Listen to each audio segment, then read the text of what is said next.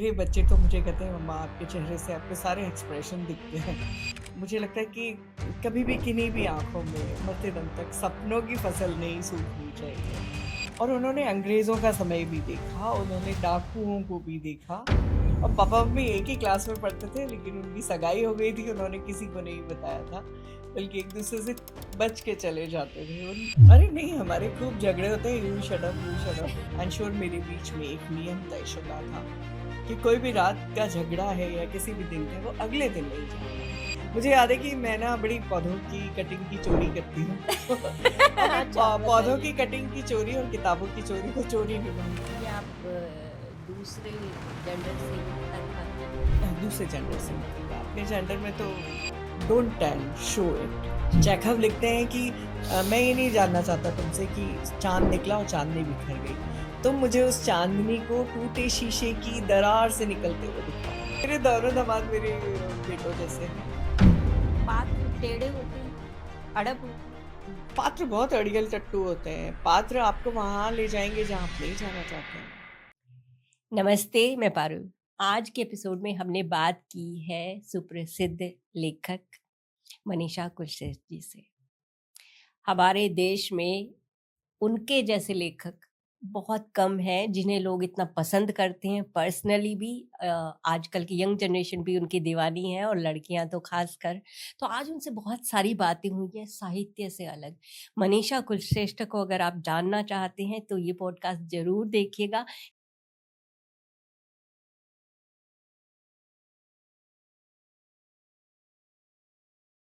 मनीषा जी, बहुत स्वागत है आपका। बहुत शुक्रिया पारुल, आज तुम बहुत अच्छी लग रही हो। Thank you. आप भी बहुत सुंदर लग रहे हैं और ये आपकी मुस्कान। ये इतनी खूबसूरत मुस्कान के लिए आपको हमेशा मुझे लगता है कॉम्प्लीमेंट्स मिलते होंगे। हाँ, पारुल मिलते हैं पर मैं अगर ये बात कहूँ कि मैं टीनेज में अपने इन दाँतों को लेकर बड़ी कॉन्शियस रहती थी और मन करता था कि इन दाँतों के लिए वो ब्रेसेस लगवा लूँ। अच्छा। तो फिर मेरी मम्मी ने कहा था कि ये तो स्पेशल है और उन्होंने बताया था कि सुंदरता वो होती है जिसमें कहीं न कहीं कोई त्रुटि हो। एक हमारी हीरोइन भी रही है ना 70s में, मौसमी मौसमी चटर्जी, है चटर्जी ना? जी। बिल्कुल उनकी याद क्या दिलाती हैं आप। मतलब आपकी तो बहुत ही अलग है एकदम चेहरे पे, आपको देख के ही। अच्छा, हमें तो आपकी मुस्कान को देख के मुस्कान आ जाती है। आपके चेहरे पे मुस्कान क्या देख के आ जाती है?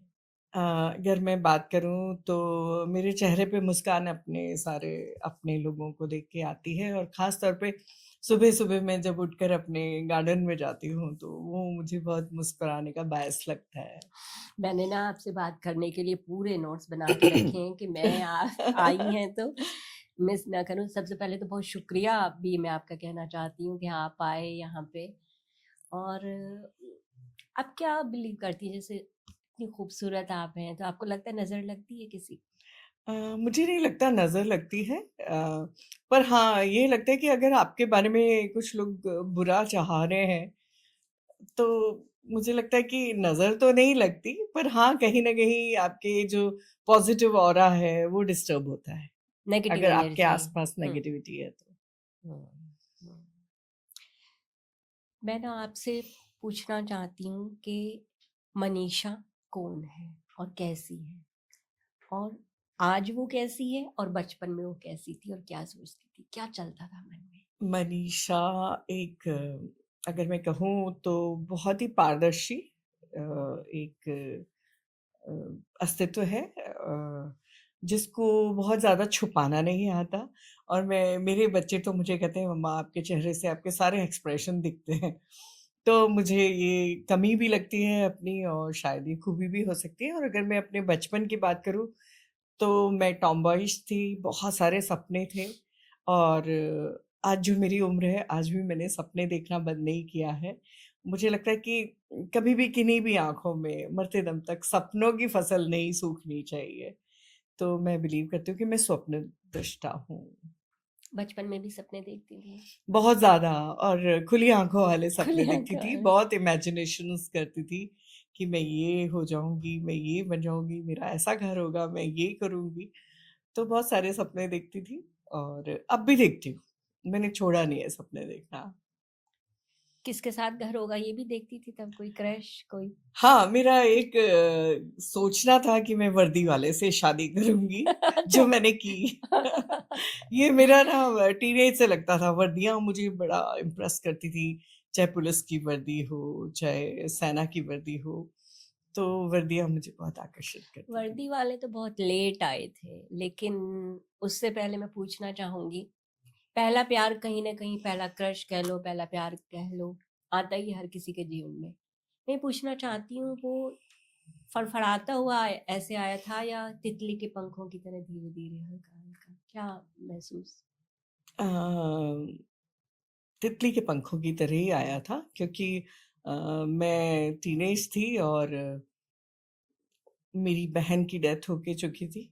तो मैं ये देखती थी एक पड़ोस में ही जिसको आप रोज़ ही देखते हो वो लड़का हम्म, अचानक से आपके प्रति सहानुभूति रख रहा है, उसको दुःख हो रहा है आपके दुःख में। हम्म, तो मुझे लगता है कि वो तितली के पंखों की तरह या तितली के पंखों की हवा में जितनी सहानुभूति होती होगी, जितनी कोमलता होती होगी, उस कोमलता से आया था। और क्योंकि मम्मी-पापा का ट्रांसफरेबल जॉब था तो उसी तितली की तरह चला भी गया। मेरा पहला प्यार अधूरा रह गया। हाँ, तो मुझे लगता है कि पहला प्यार उसे जैसी चीज़ प्यार नहीं भी नहीं होती वो कहेंगे, हाँ। ना हाँ, क्रश या क्या हम्म, कहें उसको, एक भावना थी, एक फीलिंग थी, पर वो अच्छी लगती थी। हम्म। उसी ने कविता लिखना सिखाया। उसी ने कविता लिखना सिखाया। अ, आप क्योंकि राजस्थान में कहाँ-कहाँ रहे हैं बचपन में, लगभग बता मेरा पाएँगे? बचपन अगर मैं बात करूँ जोधपुर में मेरा जन्म हुआ हुँ, और बिल्कुल ही एक ग्रामीण इलाका घाणेराव सादड़ी का है राजस्थान में। तो वहाँ मैं एक शिशु से थोड़ी बड़ी हुई। फिर जब मैं 3 साल की थी तो अचानक से मैं एक बस स्टैंड पे उतरती हूँ और पापा की उँगली पकड़ के और देखती हूँ सामने एक विशाल किला है।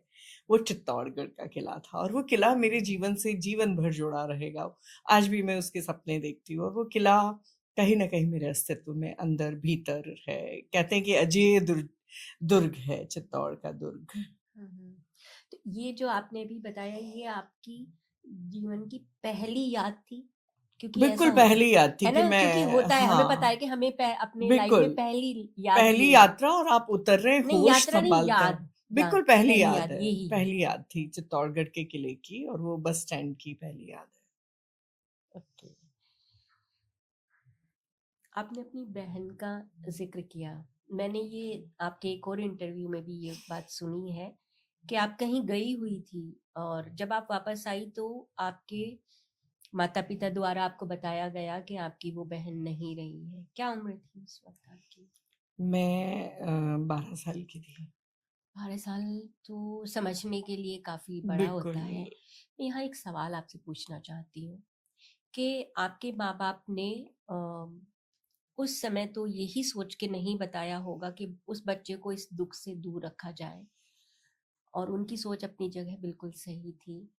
लेकिन क्या वो एक ट्रॉमा था उनके जाने का, जो आपकी बहन गई हैं, क्या इसके साथ-साथ एक ट्रॉमा ये भी था कि आपको इससे एक्सक्लूड रखा गया है और आपको क्यों नहीं बताया गया? क्योंकि अगर उनकी बेटी गई थी तो आपकी भी बहन गई थी और आपका हक था। तो कहीं ये फाँस रही और ये भी एक तरीके से आपको मतलब आपकी भावनाओं को इन्होंने परेशान किया? नहीं, मुझे नहीं लगता क्योंकि मैं छुट्टियों में गर्मियों की छुट्टियों में कहीं गई हुई थी। अच्छा। हाँ, मैं मेरठ आई हुई थी और जिस तरह से मेरी बहन की डेथ हुई थी स्टोव फटने से आग लग गई थी और तो मुझे नहीं लगता मम्मी-पापा को उस अफ़रा-तफ़री में समय मिला होगा कि वो मुझे बताते। बस एक फ़ोन आया था कि मनीषा को लेकर आ जाओ। अच्छा। तो मेरे अंकल जिनके यहाँ मैं थी, वहाँ से मैं आई थी। तो मुझे नहीं लगता कि मम्मी-पापा के नहीं बताने की वजह ये थी कि वो कुछ छुपाना चाहते थे। हुँ, हुँ, हुँ। तो अ, यात्रा आसान हो जाए, मैं आसान रोते हो हुए जाए। ना आऊँ। हुँ। क्योंकि कई बार हम कहते हैं ना कि हम वो होते हैं जो हमारा बचपन होता है, तो आप बहुत कुछ भावनाएँ समझती हैं अपने पात्रों की, एक लेखक के तौर पर, और बहुत लिखती हैं, तो हो सकता है हमारे चाइल्डहुड से वो तार जुड़े हों। क्या नाम था उनका? शैलजा। शायद से अ, आपकी माताजी का ज़िक्र आता है मैं जानना चाहूंगी उनके बारे में, अगर आप कुछ बताना चाहेंगे। मेरी माँ का मेरे ऊपर बहुत इम्पैक्ट रहा पारुल।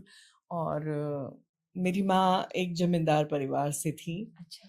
और उन्होंने बहुत ही ऐसे स्वर्णिम दिन देखे हैं उस जमींदारी प्रथा के समय के। और उन्होंने अंग्रेजों का समय भी देखा, उन्होंने डाकुओं को भी देखा। अच्छा। जब इटावा साइड उनका ननिहाल रहा है तो डाकुओं का समय भी देखा। तो वो बहुत बड़ी किस्सा गो थी, उनके पास इतनी कहानियां होती थी कि वो दिन भर कहानियां सुना सकती थी। और जब भी वो किसी व्यक्ति का जिक्र करती थी, उसके बाल ऐसे थे, उसकी आंख ऐसी थी, उसकी नाक ऐसी थी, उसका नाखून ऐसे थे। कई बार तब तो हम खींच जाते थे कि मम्मा मुद्दे पे आओ। हाँ। और पर आज मैं ये सोचती हूँ कि उनकी इस किस्सा गोई ने मुझे पात्र चित्रण की कला सिखाई। तो मुझे लगता है कि कैसे कैरेक्टर गढ़ते हैं, कैसे आप नरेटिव गढ़ते हैं, या कैसे आप किस्सा गोई करते हैं, तो मुझे वो माँ से मिला। वो खुद भी कवियत्री थी, वो अच्छी कविताएं लिखती थी। और ऊंचा अगला उनका कद था। बिना माइक के जब वो, क्योंकि वो प्रिंसिपल भी रही, उसके बाद एजुकेशन में डायरेक्टर रही। अच्छा। तो जब वो भाषण देती थी तो उनको माइक की जरूरत नहीं होती थी। और क्या उनकी, जो कहूँ कि वक्तव्य कला जो उनकी थी, तो वो बहुत शानदार थी। वो बहुत अच्छी वक्ता थी। तो मुझे लगता है उनका मुझ पे बहुत असर है। और आपके पापा? और मेरे पापा एक जिंदा-दिल प्रैक्टिकल इंसान थे, उनको बहुत फैशनेबल थे। हाँ। उनको ड्रेसिंग का बहुत बहुत शौक था। हैंडसम थे ना? बहुत हैंडसम थे। और अपने आप को देवानंद से कम नहीं समझते थे, और शूटिंग्स देखते थे। मेरे पापा भी। और हरमेश मल्होत्रा और रवीना टंडन के फादर रवि टंडन जी हाँ। आगरा कॉलेज में उसी कॉलेज से पढ़े जहाँ पापा पढ़े थे, और सेम उम्र के थे, बैचमेट टाइप के थे। तो अच्छा। इन लोगों का भी पापा के ऊपर असर था। और आगरा कॉलेज तब बड़ा एक रिनाउंड कॉलेज होता था। और पापा मम्मी एक ही क्लास में पढ़ते थे, लेकिन उनकी सगाई हो गई थी, उन्होंने किसी को नहीं बताया था, बल्कि एक दूसरे से बच के चले जाते थे। तो उन दोनों के जीवन में ना बड़े किस्से थे। अरे ये बताइए ना, ये कितना प्यारी बात है कि सगाई हो रखी है। हाँ, और उनकी सगाई हो गई थी, और मम्मी ने भी किसी को नहीं बताया, पापा ने भी। और उनका हाँ। बीए की एक क्लास साथ में लगती थी, शायद इतिहास की। हाँ। तो पापा मम्मी को देखते ही रास्ता काट के अलग चले जाते थे। बाकायदा अरेंज्ड मैरिज थी। हाँ। फिर जब शादी हो रही थी, तो और मम्मी की सहेलियां, मेरे पापा की नाक बड़ी लंबी और ऐसी थी। हाँ। हाँ। तो बस वो सारी सहेलियां पापा को सुग्गा चढ़ाती थी। तो उनको कहती, तूने बताया नहीं तेरी शादी शादी सुग्गे से हो रही है। तो मेरे मम्मी पापा की जिंदगी में, और मेरे दादाजी ने जैसे ही मम्मी शादी होके गई, तो मम्मी को लगा चलो बीए के बाद शादी हो गई, मुझे पढ़ाई नहीं करनी पड़ेगी।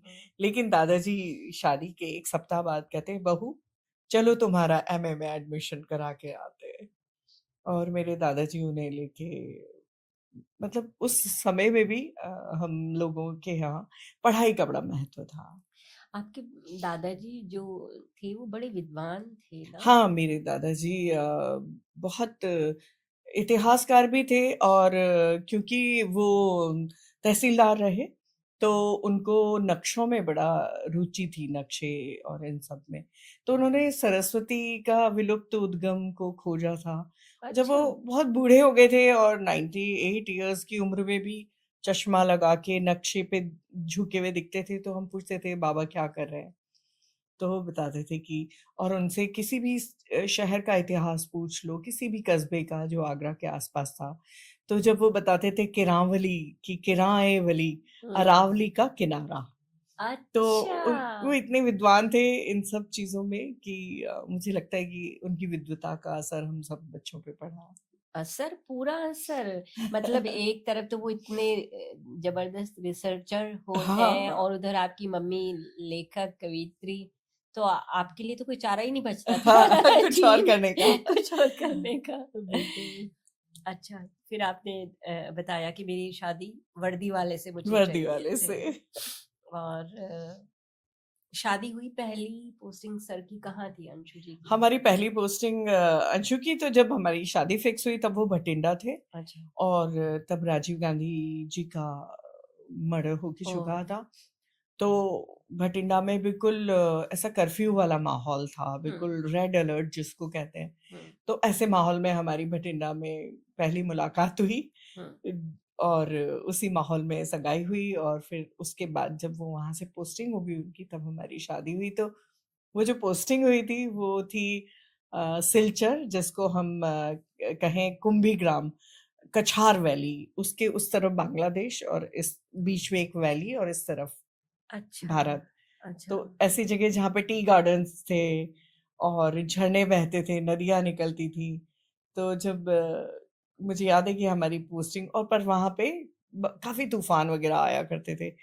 तो जब हमारी पोस्टिंग हुई तो हम, बहुत दूर इलाका है, 4-7 पहाड़ियाँ पार करके, और आप जिनको हम सेवन सिस्टर्स कहते हैं, हाँ मेघालय, त्रिपुरा, मणिपुर, इन हाँ सबको क्रॉस करके जब आप आगे जाते हैं तो कछार वैली पड़ती है। तो फिर वहाँ हम पहुँचे, तो मुझे लग रहा था कि ये मैं कहाँ आ गई हूँ, लेकिन वो इतनी सुंदर पोस्टिंग थी, उसको हम हनीमून पोस्टिंग कह सकते हैं। वो लॉन्ग हनीमून था। लॉन्ग हनीमून था। हाँ, बिल्कुल। क्या दिनचर्या रहती थी वहां आपकी? वहाँ मैं अगर ये बात कहूँ कि मेरे पढ़ने का शौक स्कूल से लेके कभी खत्म नहीं हुआ, तो वहाँ जैसे ही शादी हो गई, अंशु बिजी हो जाते थे, तो मैं वहाँ पर तकनीकी और रेफरल संदर्भ वाला एक पुस्तकालय होता था, क्योंकि एयरफोर्स ऑफिसर्स मैस की जो लाइब्रेरी होती थी उसमें तो अंग्रेजी की किताबें होती थी। हम्म मेरा हिंदी की किताबें पढ़े बिना मन नहीं भरता था, तो मैं उस पुस्तकालय में जाया करती थी और वहाँ से किताबें लेकर आती थी। अंशु सुबह निकल जाते थे और दोपहर 1 बजे आते थे। उसके बाद हम लोग साथ में कोई फ़िल्म देखने जाते थे। वहाँ पे एक छोटा-सा फ़िल्म थिएटर था। हम्म तो बस ऐसे दिनचर्या चलती थी, टी गार्डन्स में घूमना रोज़ ही होता था। हम बाइक लेके कहीं भी निकल जाते थे और बाइक के बड़े किस्से हैं वहाँ पर। बताइए, हम सुनेंगे। तो एक बार ये था कि हम बाइक, अंशु को बड़ा एक्रोबैट्स करने का शौक था बाइक पे। तो एक बार हम शहर जो सिलचर था, कुंभीग्राम से हम्म सिलचर जा रहे थे, हम्म तो रास्ते में पूरा जंगल पड़ता है। तो मैंने देखा अचानक से उन्होंने गाड़ी को उछाल दिया एक नाले के ऊपर से। तो मैंने कहा प्लीज आप है ना इस तरह के एक्रोबैट मत करो, क्योंकि नाउ आई एम प्रेग्नेंट। हाँ। तो कहते हैं कि ये कोई एक्रोबैट नहीं था, मुझे भी पता है, नीचे फट्टा ही नहीं था। यानी वो पूरा नाला खुला हुआ था, हम उसमें गिर जाते अगर अंशु ने बाइक नहीं उछाली होती। वाह। कभी बाइक में बाइक के नीचे अजगर आ जाता था, तो वहां पे लेपर्ड्स आ जाते थे। तो रास्ते में वो बड़ा जंगली इलाका था, लेकिन बहुत मजा लेकिन आया, उस एज बहुत में एडवेंचर। उस एज में अच्छा लगता है ना, वो एडवेंचर एडवेंचर करना लगता है वो बहुत सारी पसंद था, बहुत पसंद था। चीजें। और उस टाइम पे 90s वाले समय में ये नहीं था कि हर किसी के पास, और जो नौकरी में है उन लोगों के पास तो बाइक ही हुआ बाइक करती ही होती थी, और थी। अच्छा था बाइक होती थी, कारें नहीं होती थी। मैंने जीवन को पास से देखा। हाँ और तब बोडो आंदोलन और बहुत तरह के वहाँ पे इस तरह के आंदोलन चलते थे, तो उसी सबके बीच में एक थ्रिल बना हुआ रहता था। हाँ बिल्कुल, मुझे याद है जब ये उत्तराखंड वाला उत्तराखंड बनाने के लिए चल रहा था, उन दिनों जब हमारी शादी हुई, तो मेरे हस्बैंड अल्मोड़ा में पोस्टेड थे, तो हम्म वहां से चिट्ठियां नहीं आती थी। हम्म मतलब फोन उनके पास लगा नहीं था, वो 1 साल बाद लगा शादी की, तो चिट्ठियां नहीं आती थी। वो चिट्ठी अगर कोई कहीं कोई वहां पे अधिकारी है, वो अपने घर जा रहा है तो उसको देते थे। वो वहां से कहीं सुल्तानपुर से, कभी कानपुर से, वहां से चिट्ठी फिर मेरे पास आती अरे वाह। थी। और मेरी तो कहीं रुकी जाती थी। हम्म और ये जो आपने मोटरसाइकिल की बात की ना, वहाँ पहाड़ पे क्या होता है कि अगर आप नीचे में हैं और शहर में किसी की भी गाड़ी ऊपर जा रही है, तो आप कोई भी अगर जरूरतमंद है या कोई भी कह रहा है कि मुझे वहां तक बैठा लो, तो आपको बैठाना है। वहां पे एक ये मतलब अनकहा रूल या अनकहा नियम एक है। कर्टसी थी। तो ऐसे कई बार होता था कि मैं कॉलेज से आ रही होती थी, मैंने वहां एमएससी किया बॉटनी से, तो मैं कॉलेज से अपनी दोस्तों के साथ आ रही हूँ, मेरे हस्बैंड का ऑफिस पीछे था, तो वहां से वो आ रहे हैं तो कोई उनके पीछे बैठा है, निकल गए। तो ये लगता था कि अब वो बैठा है कोई, तो मैं नहीं बैठ सकती। तो अगर कभी उनकी बाइक ऐसे निकल जाती थी ना, तो मुझे लगता था अब मुझे 1.5 किलोमीटर चढ़ के जाना है। बिल्कुल। अच्छा, अच्छे दिन होते हैं ना वो। अ, अंशु जी की एक और बात मैं यहाँ पूछना चाहती हूँ। उनको देख के ऐसा लगता है कि गुस्सा उन्हें नहीं आता, आपको आता होगा। हाँ, ऐसा लगता है। पर ये होता है ना कि 100 सुनार की और 1 लोहार की अच्छा। होती है, हाँ। तो साल भर मेरी खुट-खुट चलती रहती है, लेकिन ऐसा नहीं है कि उन्हें गुस्सा नहीं आता, उनको भी आता है, तो फिर बहुत तेज़ आता है। और उनको मज़ेदार बात ये गुस्सा पता है किन बातों पे आता है, हुँ। कि एक ही बात मैं तीसरी बार पूछ लूँ। अच्छा। तो उनका पेशेंस खत्म हो जाता है। इसलिए मुझे याद रखना होता है कि मैंने 2 बार पूछ लिया, तीसरी बार अगर मैंने यही सवाल पूछा कि कुछ चीज़ नहीं समझ में आ रही है, तो हुँ। फिर मैं एक ब्रेक लेती हूँ, उसके बाद पूछती हूँ। एक ना जगजीत सिंह जी हैं जो अपनी गज़लों में कई बार बीच में ना चुटकुले बहुत सुनाते हैं, तो हाँ, आपने सुना होगा वो एक चुटकुला सुनाते हैं कि भई आपके घर से क्यों आवाज़ें नहीं आती हमेशा? हँसी हँसने के की ठहाके आवाज़ें आते आती हैं हैं। आपके यहाँ से। तो वो बोले कि नहीं भाई लड़ाई तो हमारी भी होती है। जब तो इसका निशाना लग जाता है तो ये हँसती है, मेरा लग जाता है तो मैं हँसता हूँ, मारते हम भी हैं उठा-उठा के चीज़ें।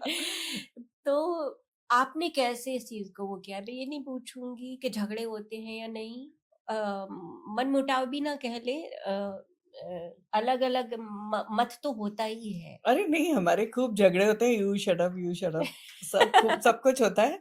लेकिन मुझे क्या लगता है कि अगर आप झगड़ रहे हैं, तो झगड़ना ज़रूरी है। आप अगर मन में रख के बैठ जाएँगे और आप एक-दूसरे से सवाल नहीं करेंगे, ये क्यों हुआ? हुँ। तो मुझे लगता है कि आप ज़्यादा अंदर कुंठित होंगे। तो मेरी आदत हुई जो चीज़ बुरी लगी वहीं पे पूछ लिया, वहीं पे कह दिया। तो धीरे-धीरे अंशु को समझ में आ गया कि ये इसके इरिटेशंस की वजह क्या-क्या है। तो उनको पता है और ऐसा नहीं है कि वो उन्होंने झगड़े नहीं किए या मैंने नहीं किए, हमने खूब झगड़े किए। लेकिन अंशु और मेरे बीच में एक नियम तयशुदा था कि कोई भी रात का झगड़ा है या किसी भी दिन का, वो अगले दिन नहीं जाएगा। ऐसा तो किया ये आपने अभी तक? तयशुदा बिल्कुल, हमारा कोई झगड़ा अगले दिन तक नहीं गया। अच्छा, और दिन वो के दिन। अक्सर कहते थे ये गड़े-मुर्दे मत उखाड़ो, तो वो कल की उन्होंने बात मत कल करना। की बात मत करो। तो उनके लिए कल की मैंने कहा कल की बात तो है गड़े-मुर्दे का है, कहते नहीं कल की बात भी गड़े-मुर्दे। तो ये हमारे बीच में एक कितने भी गंभीर झगड़े हुए हों, कोई भी झगड़ा एक दिन से आगे नहीं गया। तो हुँ। मुझे लगता है कि किसी भी खुशहाल शादी का एक बड़ा सूत्र ये हो सकता है जो मैं दे सकती हूँ। बहुत अच्छी बात है, बहुत बढ़िया बात कही है और मुझे लगता है कि आजकल के बच्चे अगर इसे मानेंगे तो आपने अभी एक फ़ेसबुक पोस्ट भी लिखी है इसी बात पे कि शादियाँ तो इतनी ज़बरदस्त तरीके से हम कर देते हैं और फिर दाम्पत्य में कुछ जैसे कुछ है ही नहीं, भर-भरा के गिर जाता है। क्या आपको कारण लगता है आजकल इन सब चीज़ों का? मुझे लगता है कि संवाद कहीं कम हो गया है। हुँ। जो संवाद था वो मोबाइल और जो लड़कियों की करियर ओरिएंटेड डिमांड्स हैं वर्क की, तो वो जो 2 लोगों के बीच का एक संवाद होता था कि मैं और अंशु घंटों-घंटों बात कर सकते थे या आप अपने दोस्तों से भी घंटों बात करते हैं। तो किसी भी रिश्ते को चलाने के लिए मुझे लगता है संवाद बहुत ज़रूरी है, कि आप बैठ के फुर्सत से बात करें। तो वो समय मुझे लगता है कहीं समय का अभाव और महत्वाकांक्षाएँ और दूसरों को देख के कि मेरे जीवन में इतनी सक्सेस नहीं है या पैसे नहीं है। हम लोग तो बहुत ही शुरुआत में तो अभावों से ही हम सब अपना दाम्पत्य शुरू करते हैं। तो मुझे लगता है कि जो एक-एक चीज़ आप खड़ी करते हो कि चलो अब हमने ये फ्रिज खरीद लिया, अगले महीने अब सोचेंगे कुछ और खरीदने की मिक्सी। हुँ। तो ये जो स्ट्रगल हमने साथ किए थे, आज बच्चों के पास वो स्ट्रगल नहीं है। हुँ। कि भई सब कुछ मिल गया, सब कुछ आप एक ही बार में जाके शॉपिंग करके लेके आ गए। तो मुझे लगता है कि जो घर बसाने की जो छोटे-छोटे तिनके हम इकट्ठे करते थे, वो उनसे शायद जुड़ाव रहता था तो वो हाँ, आपको भी जोड़े रखते थे क्योंकि हाँ, उनसे कि दोनों जुड़े इस हुए हैं। संघर्ष जोड़े रखते हैं। हाँ। जब संघर्ष होते हैं ना, तो कहीं न कहीं जो आपका अहम है, वो पीछे चला जाता है। आप दो सारी चीज़ें साथ में झेलते हो, दुःख भी, सुख भी, अभाव भी, कि भई इस बार कई बार मैंने ऐसा भी समय देखा कि ये कहा कि भई देखो हमने इस महीने हमने फ्रिज खरीद लिया है, तो हुँ। इस बार दिवाली पे हम बहुत ज़्यादा खर्चा नहीं कर पाएँगे। हुँ। तो हमने खाली घर की मिठाइयों के साथ भी काम चलाया है। प्रेम और समर्पण आजकल की ये बराबरी वाली जो चीज़ें आ गई हैं जो कि अच्छी बात है, हर जगह एक साथ नहीं होती हैं सारी चीज़ें, सभी चीज़ें चाहिए होती हैं। बहुत सारी महिलाएं हैं जो बेयर मिनिमम पे अपनी लाइफ काट रही हैं, लेकिन कहीं ना कहीं प्रेम और समर्पण जो है कहीं तिरोहित होता है। इस नहीं, चीज अगर से? मुझे लगता है स्त्री आज़ाद हो रही है जेब हम्म। से, तो उसका समर्पण से कुछ लेना-देना नहीं है। समर्पण आप अपने अहम का त्याग करके जो होता है, बाकी आप गलत चीज़ों के प्रति समर्पण नहीं करोगे। आप नहीं करोगे कि मुझे तुम्हारे शूज़ रोज़ पॉलिश करने हैं तो मैं सम पर मेरी ऐसी भी दोस्त थी, एक थी जिसको मैं कहती थी, "मैं तो अंशु की कभी शर्ट-वर्ट प्रेस नहीं करती, तू क्यों करती है?" तो उसने एक बार जवाब दिया था, "मुझे मज़ा आता है।" तो जो चीज़ ज़बरदस्ती कराई जा रही है और जो आप आत्मा से अपनी खुशी से कर रहे हो। जैसे मुझे याद है कि मैं पार्टी में जाने से पहले हमेशा अपनी शर्ट के साथ अंशु ने हमेशा मेरी साड़ी भी प्रेस की है। हम्म। तो वो उनका समर्पण है और मेरा ये था कि मैंने कभी उनको टिफ़िन में पूरे हफ़्ते में एक चीज़ भी रिपीट नहीं की। हम्म। और मतलब अंशु के बॉस कहते थे कि मनीषा ऐसा टिफ़िन देती है कि जैसे ना पता नहीं कितना तेरा ख़्याल रखती है। तो अलग-अलग समर्पण होते हैं। ऐसा नहीं कि स्त्री समर्पित होती है, पुरुष भी अपनी तरफ से। हाँ। पर गलत चीज़ों के प्रति समर्पित नहीं होना चाहिए और जो सही चीज़ें हैं, जिसमें आपको अच्छा लगता है किसी के लिए कुछ करना और अपना अहम छोड़ना, वो ज़रूर करना तो चाहिए। यानी कि ये नियम नहीं हो सकता कि ये करना चाहिए और ये ये नहीं, नहीं मैं ये करना चाहिए। करूँगा, मैं ये बिल्कुल, बिल्कुल नहीं। नहीं। हाँ। आजकल हम ये क्यों करें? नहीं, आपको अच्छा लग रहा है तो आप करें। बिल्कुल, हमारे यहाँ बहुत सारी ऐसी चीज़ें हैं जो मुझे करनी चाहिए पर ऐसा कभी नहीं हुआ कि वो अंशु ने नहीं की हो। हुँ। जैसे बच्चों की नैपी है वो आजकल तो कियानो की भी नैपी बदल देते हैं। तो मुझे लगता है पुरुष भी बदल रहे हैं। तो अगर हाँ, पुरुष बदल रहे हैं, तो स्त्रियाँ जो चीज़ कर रही हैं तो उनको उनकी तरह करने बिल्कुल, देना घर के चाहिए। काम जेंडर बेस पे तो होना ही नहीं बिल्कुल, चाहिए। ये मैंने अंशु से सीखा, शायद इसलिए सीखा कि उनकी मम्मी नहीं थी। उन हुँ, भाई-बहनों ने सबने अपने घर के काम मिल-बाँट के किए। हुँ, हुँ। एक चीज़ यहाँ पे मैं पूछना चाहती हूँ जो आपस में झगड़ों की या बात चली थी, तो मैं ये जानना चाहती हूँ कौन से दौर में आपके झगड़े ज़्यादा हुए थे? पहले या बाद में? ये इसलिए पूछ रही हूँ कि जो प्री मेनोपॉज़ वाला हमारा हिस्सा होता है या पोस्ट मेनोपॉज़ या मेनोपॉज़ के टाइम का, उस टाइम ये स्त्रियाँ ऐसी क्रूर, ऐसी उद्दंड क्यों हो जाती हैं? मुझे नहीं लगता क्रूर और दंड हो जाती हैं बल्कि हाँ, तुम सही कह रही हो कि हमारे भी झगड़े वो प्री मेनोपॉज़ल टाइम में हुए। तो एक तो हार्मोनल इफ़ेक्ट्स होते हैं कि आप इरिटेबल होते हो, आपके हार्मोन बिल्कुल लीनियर नहीं रहते, हाँ। वो अजीब तरीके से काम कर रहे होते हैं। और दूसरा ये कि आपको अपने अस्तित्व की समझ आ गई होती है और आपने जीवन में इतना दाम्पत्य को दे चुका होता है कि आपको लगता है कि अब बच्चे बड़े हो गए हैं, मुझे अब थोड़ा-सा वक़्त अपने लिए चाहिए। तो मुझे लगता है वो वक़्त शायद हम सबकी ज़िंदगी में एक टर्मॉइल बन के आता है। मेरा भी आया था, ऐसा ऐसा नहीं है, मुझे भी बहुत इरिटेशन होता था और हीमोग्लोबिन बिल्कुल बहुत नीचे चला गया था। अच्छा। हाँ, और that was pre menopausal time तो उसमें इरिटेशन तो ज़ाहिर है। पर मुझे लगता है कि हम सब ने, बच्चों ने, मैंने, हम सब ने मिलके एक-दूसरे को सँभाल लिया था और बेटियाँ इसमें बड़ी कारगर होती है। हाँ, जब बेटियाँ हो तो। और ये खाली साथी के लिए नहीं है, आप सभी के लिए थोड़ा अलग सोचने लग जाते हाँ, हो आप ना, आप क्रिटिकल हो अपने जाते आप हैं, में, है आप ना? क्रिटिकल हो जाते हैं, आपको हर चीज़ में कमी दिखने लगती है, आपको लोगों की मंशाएँ समझ में आने लगती हैं क्योंकि आप अनुभवी हो चुके होते हैं। हाँ। और एक जो अगर मैं कहूँ प्री मेनोपॉज़ और मेनोपॉज़ आपको लाकर ऐसी स्थिति में खड़ा कर देता है जहाँ पे आपके हार्मोन्स अ, डल हो गए लेकिन आप एक पुरुष की तरह सोच पा रहे हैं। हुँ। आप अपने जो इस एस्ट्रोजन वाले जो फेमिनिन हार्मोन्स हैं वो कम हो हुँ। गए और फिर आप एक पुरुष की तरह सोचते हैं। आप देखना कि हर घर में जैसे-जैसे स्त्री एक मुखिया के तौर पे आती है, दबंग हो जाती है। तो मुझे लगता है कि शायद इसकी वजह यही हो कि वो अपने हार्मोनल कमज़ोरियों से अलग होकर एक अ, व्यक्ति की तरह सोच पाती है। वो अपनी भावनाओं से मुझे याद है कि आफ्टर मेनोपॉज़ बहुत दिनों तक मैं ये सोचती रही कि आजकल मुझे इतना रोना क्यों नहीं आता जितना पहले आया करता था। हुँ, हुँ, हुँ। तो मुझे लगता है कि मुझे वो समय बहुत अच्छा लगा था कि जब मुझे बात-बात पे रोना आना बंद हो चुका था। तो मुझे लगता है ये वो भी समय है जब आप ज़िंदगी को इधर भी देख पा रहे हो, उधर भी देख पा रहे हो। आपने जो पुरुष की तरह सोचने वाली बात कही वो क्या होता है पुरुष की तरह सोचना? अ, पुरुष ना हमेशा भावनाओं से अलग एक प्रैक्टिकल यथार्थवादी चीजें सोचते हैं, और हम स्त्रियां बहुत सारी भावनाओं में लपेट कर सोचते हैं। तो वो जो भावनाओं का जो धुंधलका है ना, वो मेनोपॉज के आसपास वो फट जाता है। फिर आप चीजों को साफ साफ देख पाते हो बिना भावनाओं को जोड़े। यानी कि आप देख तो पहले भी देख रहे थे, पहले भी पहले रहे वो थे, भावनाएं आपको वो धुंधला फैसला कर नहीं लेने फैसला नहीं लेने देती थी। देती हैं कि हाँ, मुझे क्या बोलना है या बिल्कुल। अब मुझे मैं ना रोकना है। बहुत स्पष्ट, बहुत जल्दी फैसले लेती हूँ, बहुत जल्दी जान जाती हूँ लोगों को, और वो हम देख रहे मुझे हैं अपने फेसबुक पे देख रहे आसपास लगता है कि जहाँ टॉक्सिसिटी है, वहां से आप अपने आप को अलग कर ले। हैं। तो ये क्या प्रेम का भी मेनोपॉज होता है? मुझे नहीं लगता कि प्रेम का कोई मेनोपॉज होता होगा, क्योंकि प्रेम बिल्कुल ही एक अलग चीज है।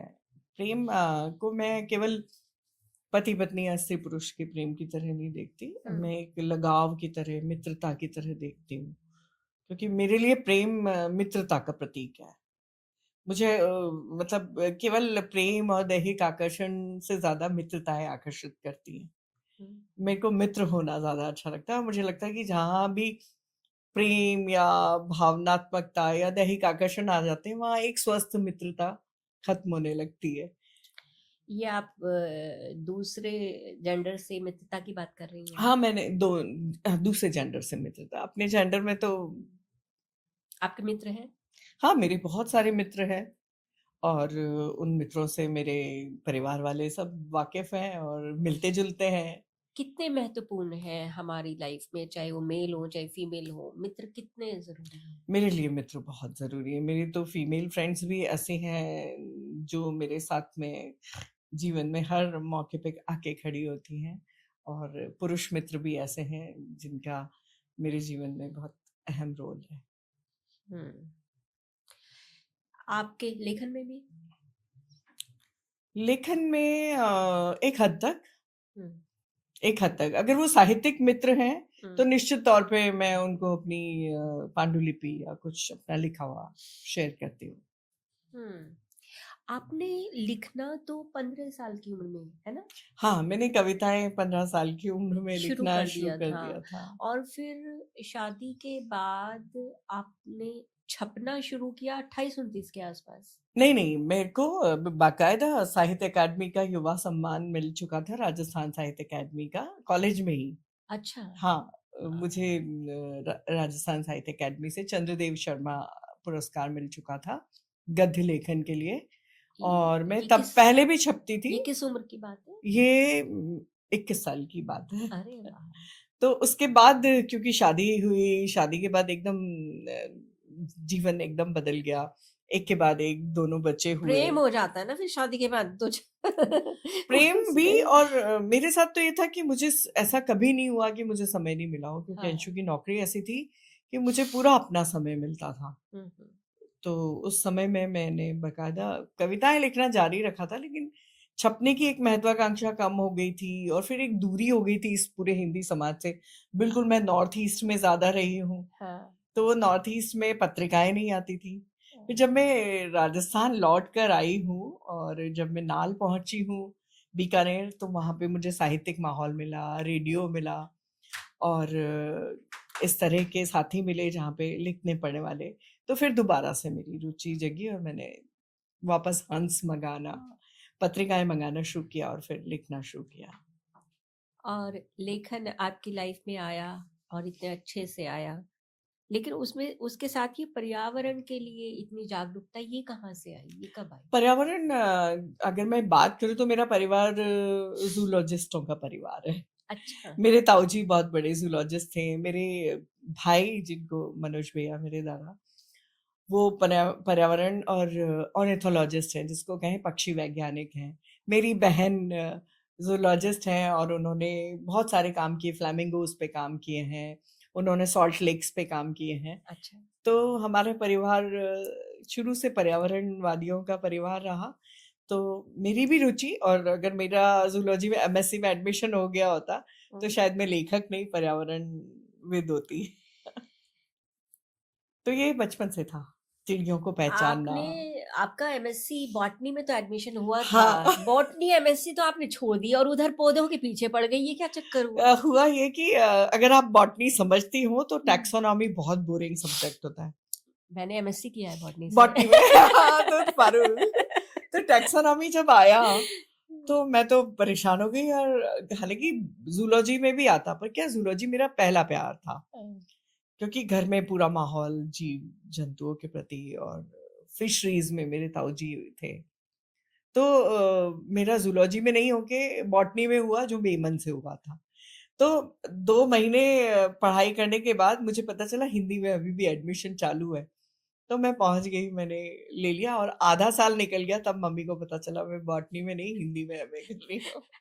बॉटनी में मुश्किल से मिलता है, आपके अच्छे मार्क्स आए होंगे इसलिए। तब ऐसा था, जूलॉजी में आसानी से मिलता था, और बॉटनी में मतलब मेरे ठीक ठाक मार्क्स थे, जूलॉजी में नहीं मिला एमएससी। अच्छा अच्छा अच्छा। तब जूलॉजी में, अच्छा अच्छा अच्छा, या राजस्थान सुखाड़िया वहाँ का हो यूनिवर्सिटी में सकता ऐसा है, होता। हाँ।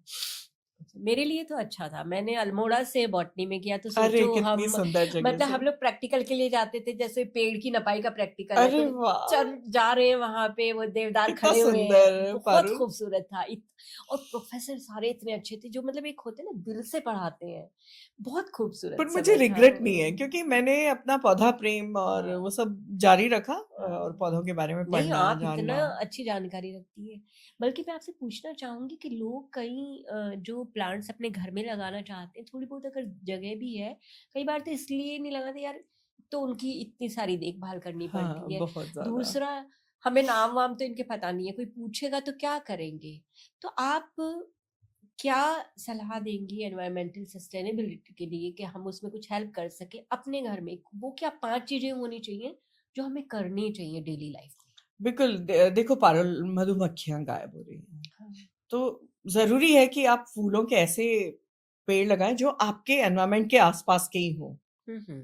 जरूरी नहीं है कि हम कोई विदेशी पौधा लगाएं और विदेशी फूल लगाएं जिससे हमारी मधुमक्खियां आकर्षित ना हो। तो आप अपने ही आसपास का देसी गुलाब लगाएं, मोगरा लगाएं, और बहुत सारे ऐसे जो बटरफ्लाईज को आकर्षित करने वाले और मधुमक्खियों को आकर्षित करने वाले पौधे घर में लगाएं। चाहे 5 ही लगाएं, पर जरूर लगाएं। और दूसरी मैं ये बात कहूंगी कि हर पौधे का अपना मिजाज होता है, तो उस मिजाज के हिसाब से आप पानी दें। और पौधे बातें करते हैं, अगर आप सुबह उठ के जाएंगे और आप उनको छुएंगे तो आप महसूस करेंगे कि वो आपकी संवेदनाओं के साथ जुड़ते हैं। और और मैं एक बतौर लेखक या विद्यार्थी, जब आप पढ़कर थक जाते हैं, आंखें थक जाती हैं, तो हमेशा डॉक्टर सलाह देते हैं कि किताबों या कंप्यूटर से आंखें उठा के हरियाली की तरफ हरियाली देखो। देखिए। तो इसलिए भी आपको अपने आसपास पौधे लगाने चाहिए, और ऑक्सीजन के लिए तो लगाने ही चाहिए। प्लास्टिक के बहुत पीछे पड़ी रहती हैं आप। तुम बिलीव नहीं करोगी, मैं रोज अपना डस्टबिन चेक करती हूँ कि मैंने कितना प्लास्टिक निकाला है। और मैं चाहती हूँ कि कोई दिन ऐसा हो कि जिस दिन, हालांकि मेरे बहुत सारे ऐसे दिन आते हैं जीरो। मेरी मेड बहुत डांट खाती है पानी फैलाने के लिए, और मेरी मेड कहती है बाकी सारी जो आंटियां हैं, दीदियां हैं, वो तो बर्तन और जानबूझ के ज्यादा करती हैं, आप ये कहते हो कि नहीं, ये मत धो, ये साफ ही है अभी, आप उल्टा करते हो। तो मैं उसको यही कहती हूँ कि देख, एक दिन हो सकता है बहुत अमीर लोग हैं, अपने लिए पानी खरीद लेंगे, सबसे ज्यादा अगर पानी की दिक्कत होगी तो तुम ही लोगों को होगी। तो मैं उसको ये कौच कौच के ये बताना चाहती हूँ कि ये पानी तेरे लिए ज्यादा जरूरी है। बड़े लोग तो टैंकर मंगा लेंगे। तो अब उसको समझ में आने लगा है, अब वो समझने लगी है ये सारी चीजें। लेकिन आप जिस स्तर पर इस चीज को करने के लिए कह रही हैं, क्या इससे इतना बड़ा अंतर आ जाएगा? क्योंकि हम एक बूंद बूंद करके उन चीजों को बचाते हैं, हम अपना इतना मेहनत से कमाया हुआ पैसा लगा के एक गार्डन खड़ा कर रहे हैं, और गवर्नमेंट 400 एकड़ का बेकार, अब तुमने देखा करवाती वो है। बच्चे जीत गए, हाँ। तो कितनी बड़ी बात है कि कुछ नहीं, हमने कुछ नहीं किया, मैंने अगर अपने बच्चों को दिया, कोई तो माएँ होंगी जो इतने सारे बच्चों को उन्होंने पर्यावरण के, मैं इको फेमिनिज्म की ऐसे ही बात नहीं करती हूँ। वो जितने भी बच्चे वहां पे हैदराबाद यूनिवर्सिटी के बुलडोजरों के आगे खड़े हो गए थे, तो ज़रूर कहीं न कहीं उसके पीछे उनकी माँ की कोई न कोई बात रही होगी। परवरिश तो मुझे थी। लगता है कि छोटे-छोटे ये जो प्रयास होते हैं ना, वो कोई फ़र्क नहीं लाते कि मैं एक बूँद बचा रही हूँ, बाहर कोई गाड़ी धो रहा है बड़े पाइप, हॉस पाइप हाँ, लगा के, या कोई हाँ, बड़ा स्विमिंग पूल है, रोज़ उसमें पानी बदला जा रहा है 5 स्टार्स में। हाँ। पर तुम बिलीव करोगे, मैं कभी 5 स्टार में भी जाके ठहरती हूँ, अगर मेरे को लंबा कभी ठहरना पड़ा 5 या लंबे किसी अंशु के साथ टूर पे गई, या किसी कारण मुझे 5-6 दिन, तो मैं एक भी बार बेडशीट चेंज नहीं करती, एक भी बार तौलिया चेंज नहीं करने देती। मैं ये कहती हूँ, जब हम घर पे नहीं करते हैं 5 बार, 5 दिन में 1 बार, तो यहाँ क्यों करेंगे? अच्छा, उससे क्या फ़र्क पड़ता है? पानी, हाँ, साबुन ओके। जो धरती में जा रहा है। हाँ, तो अभी साबुन क्या असर करता है धरती में जाके? साबुन धरती को खराब कर रहा है। नदियों को, अगर तुम यमुना और इसमें देखोगी जाके। और एक और बात जो पारुल मैंने सीखी है, प्लास्टिक और सोप एंड शैम्पूज क्यों हमारे मेनोपॉज इतने डिजास्ट्रस हो रहे हैं। हाँ, वो क्यों हम इसकी इन एक्सेस ब्लीडिंग और बहुत सारी प्रॉब्लम से, क्योंकि हम प्लास्टिक और सोप के जरिए जो ईस्ट्रोजन को मिमिक करने वाले केमिकल्स कंज्यूम कर रहे हैं। तो मैं इसलिए भी प्लास्टिक के पीछे पड़ी रहती हूँ कि वो थायराइड और हमारी बॉडी के लिए भी अच्छा नहीं है। थायराइड के लिए भी आपने अभी एक हाँ, अभी पोस्ट मैंने लिखा लिखा था था। कि उसमें हाँ, बिस्मॉल पी करके एक ऐसा केमिकल होता है जो थायराइड को वो करता है, डिस्ट्रॉय। बीज इकट्ठे करती हैं आप हाँ, मैं भी इकट्ठे और करती उसके बाद हूँ। फिर उन्हें फेंकती हैं, ये क्या हाँ, चक्कर है? मैं कोई भी फल खाती हूँ तो मैं मेरे को पता है कि बीज एक पॉड है हुँ, जिसके अंदर जीवन छुपा है। और मेरी आदत, मैंने एक फ़िल्म देखी थी जब मैं नेशनल फ़िल्म की जूरी में थी, नेशनल फ़िल्म अवार्ड की जूरी में थी, तब मैंने एक किसी जंगल में कोई आदिवासी का देखा था कि वो बीज इकट्ठे करता था और बारिश आने से पहले फेंकता था। बस मैंने ये वहाँ से पकड़ा और मैंने बीज इकट्ठा करना शुरू किया, चाहे मैं आम खाऊँ, जामुन खाऊँ, सीताफल खाऊँ, या मैं कहीं पहाड़ों में भी जाती हूँ, वहाँ से कुछ न कुछ बांज या किसी न किसी के बीज ज़मीन से भी उठा के इकट्ठे कर लेती हूँ। और मैं कभी वैसे ही वातावरण में जाऊँ तो मैं ज़रूर फेंकना पसंद करती हूँ। तो लगता है ऐसे हो जाते होंगे, इससे अच्छा तो ये है कि कहीं उन्हें लगाया जाए बाकायदा। क्योंकि आप इतने सारे बीज हैं जो आपने 2-4 किलो इकट्ठे कर लिए हैं, और बीज तो ऐसी चीज़ है, मैंने अपने गार्डनिंग के अनुभव से सीखा हुँ, कि एक छोटा-सा भी बीज अगर कहीं गिरता है और उसको ज़रा-सी अनुकूल परिस्थिति मिलती है, वो उगता है।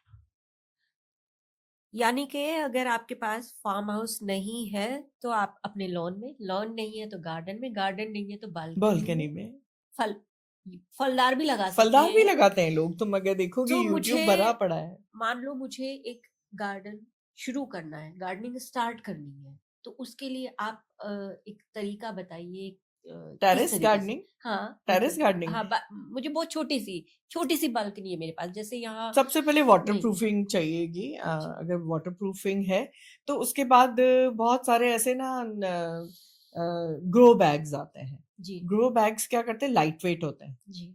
तो ग्रो बैग्स में आप सब्जियां भी उगा सकते हैं, और कोकोपीट और उसका मिक्स बना के आजकल बने बनाए मिक्स आते हैं, मिल जाते हैं आपको हुँ, अमेज़न पे भी। हुँ, हुँ। तो आप बिल्कुल बालकनी को वाटरप्रूफिंग करके और वहाँ पे छोटा-सा लॉन तैयार कर सकते हैं, छोटा-सा गार्डन, हैंगिंग प्लांट्स लगा सकते हैं। तो कम से कम मुझे लगता है कि हर घर में एक छोटा-सा हरा-भरा कोना ज़रूर होना चाहिए।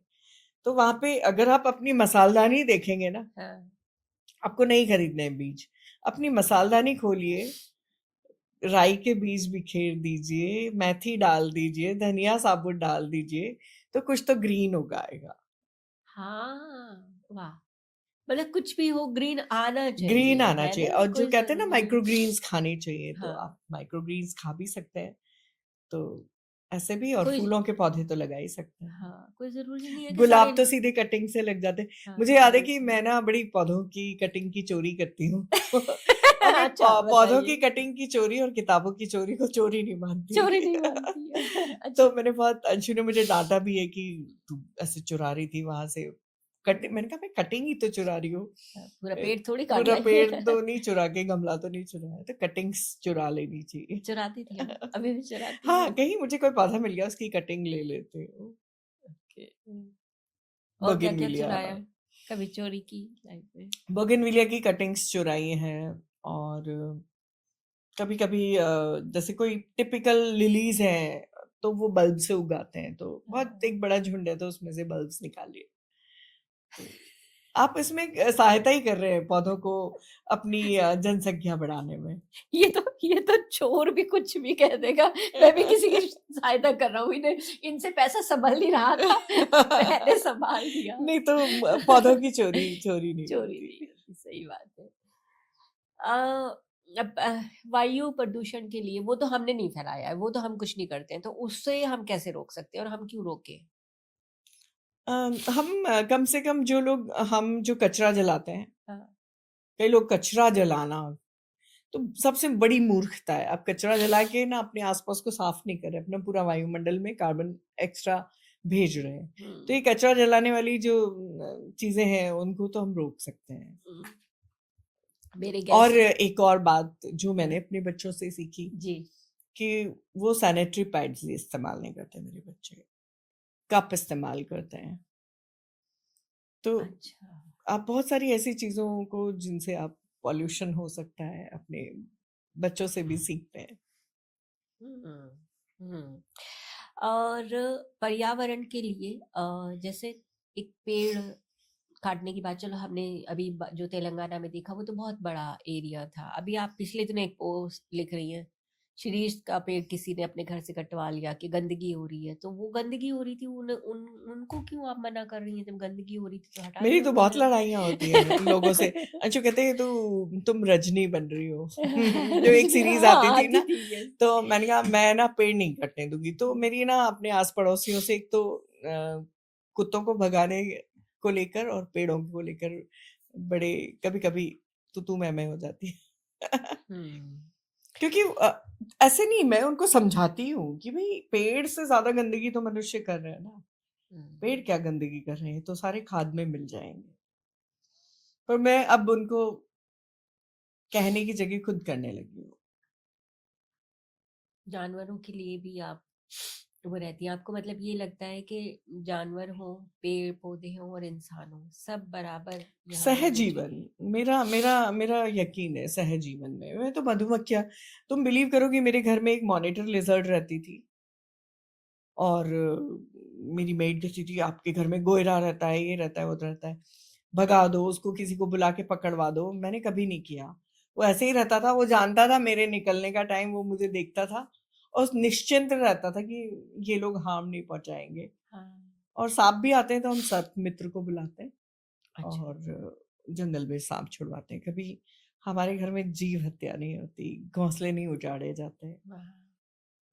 आपसे ये सीख के ना मेरे घर में मतलब मेरी बालकनी की हालत इतनी गंदी हो रखी है, वो कबूतर वहाँ पे कबूतर, बैठी हुई है कबूतरों का लेके। दिक्कत है। कबूतरों के साथ में लोग परेशान हो रहे हैं, एलर्जीज हो रही है, हाँ, तो हम नेट लगा सकते हैं। हाँ, कबूतरों को लेकिन कहीं न कहीं जैसे आपके यहाँ भी क्लियो है, अ, आप लोग हम मतलब जुड़ जाते हैं भावनात्मक रूप से और फिर उनकी केयर करना और फिर उनसे, तो क्या ये इससे अच्छा है कि वो एक भावनात्मक रिश्ता हम कम से कम जबरदस्ती का तो ना पालें, अपने बच्चे तो पालने ही है, पेट क्यों रखें? नहीं, मुझे लगता है कि पैट एक तरफा नहीं होता पारुल, भावनात्मक रिश्ता। वो जितना देते ना हम नहीं देते। हाँ, वो वो करते हैं। सेल्फलेस लव करते हैं। हाँ, तो मेरे लिए क्लियो एक अस्तित्व है, एक पर्सनालिटी है। और मैंने तो चिड़िया भी पाली हैं, मैंने तो क्या नहीं पाले, कछुए भी पाले हैं।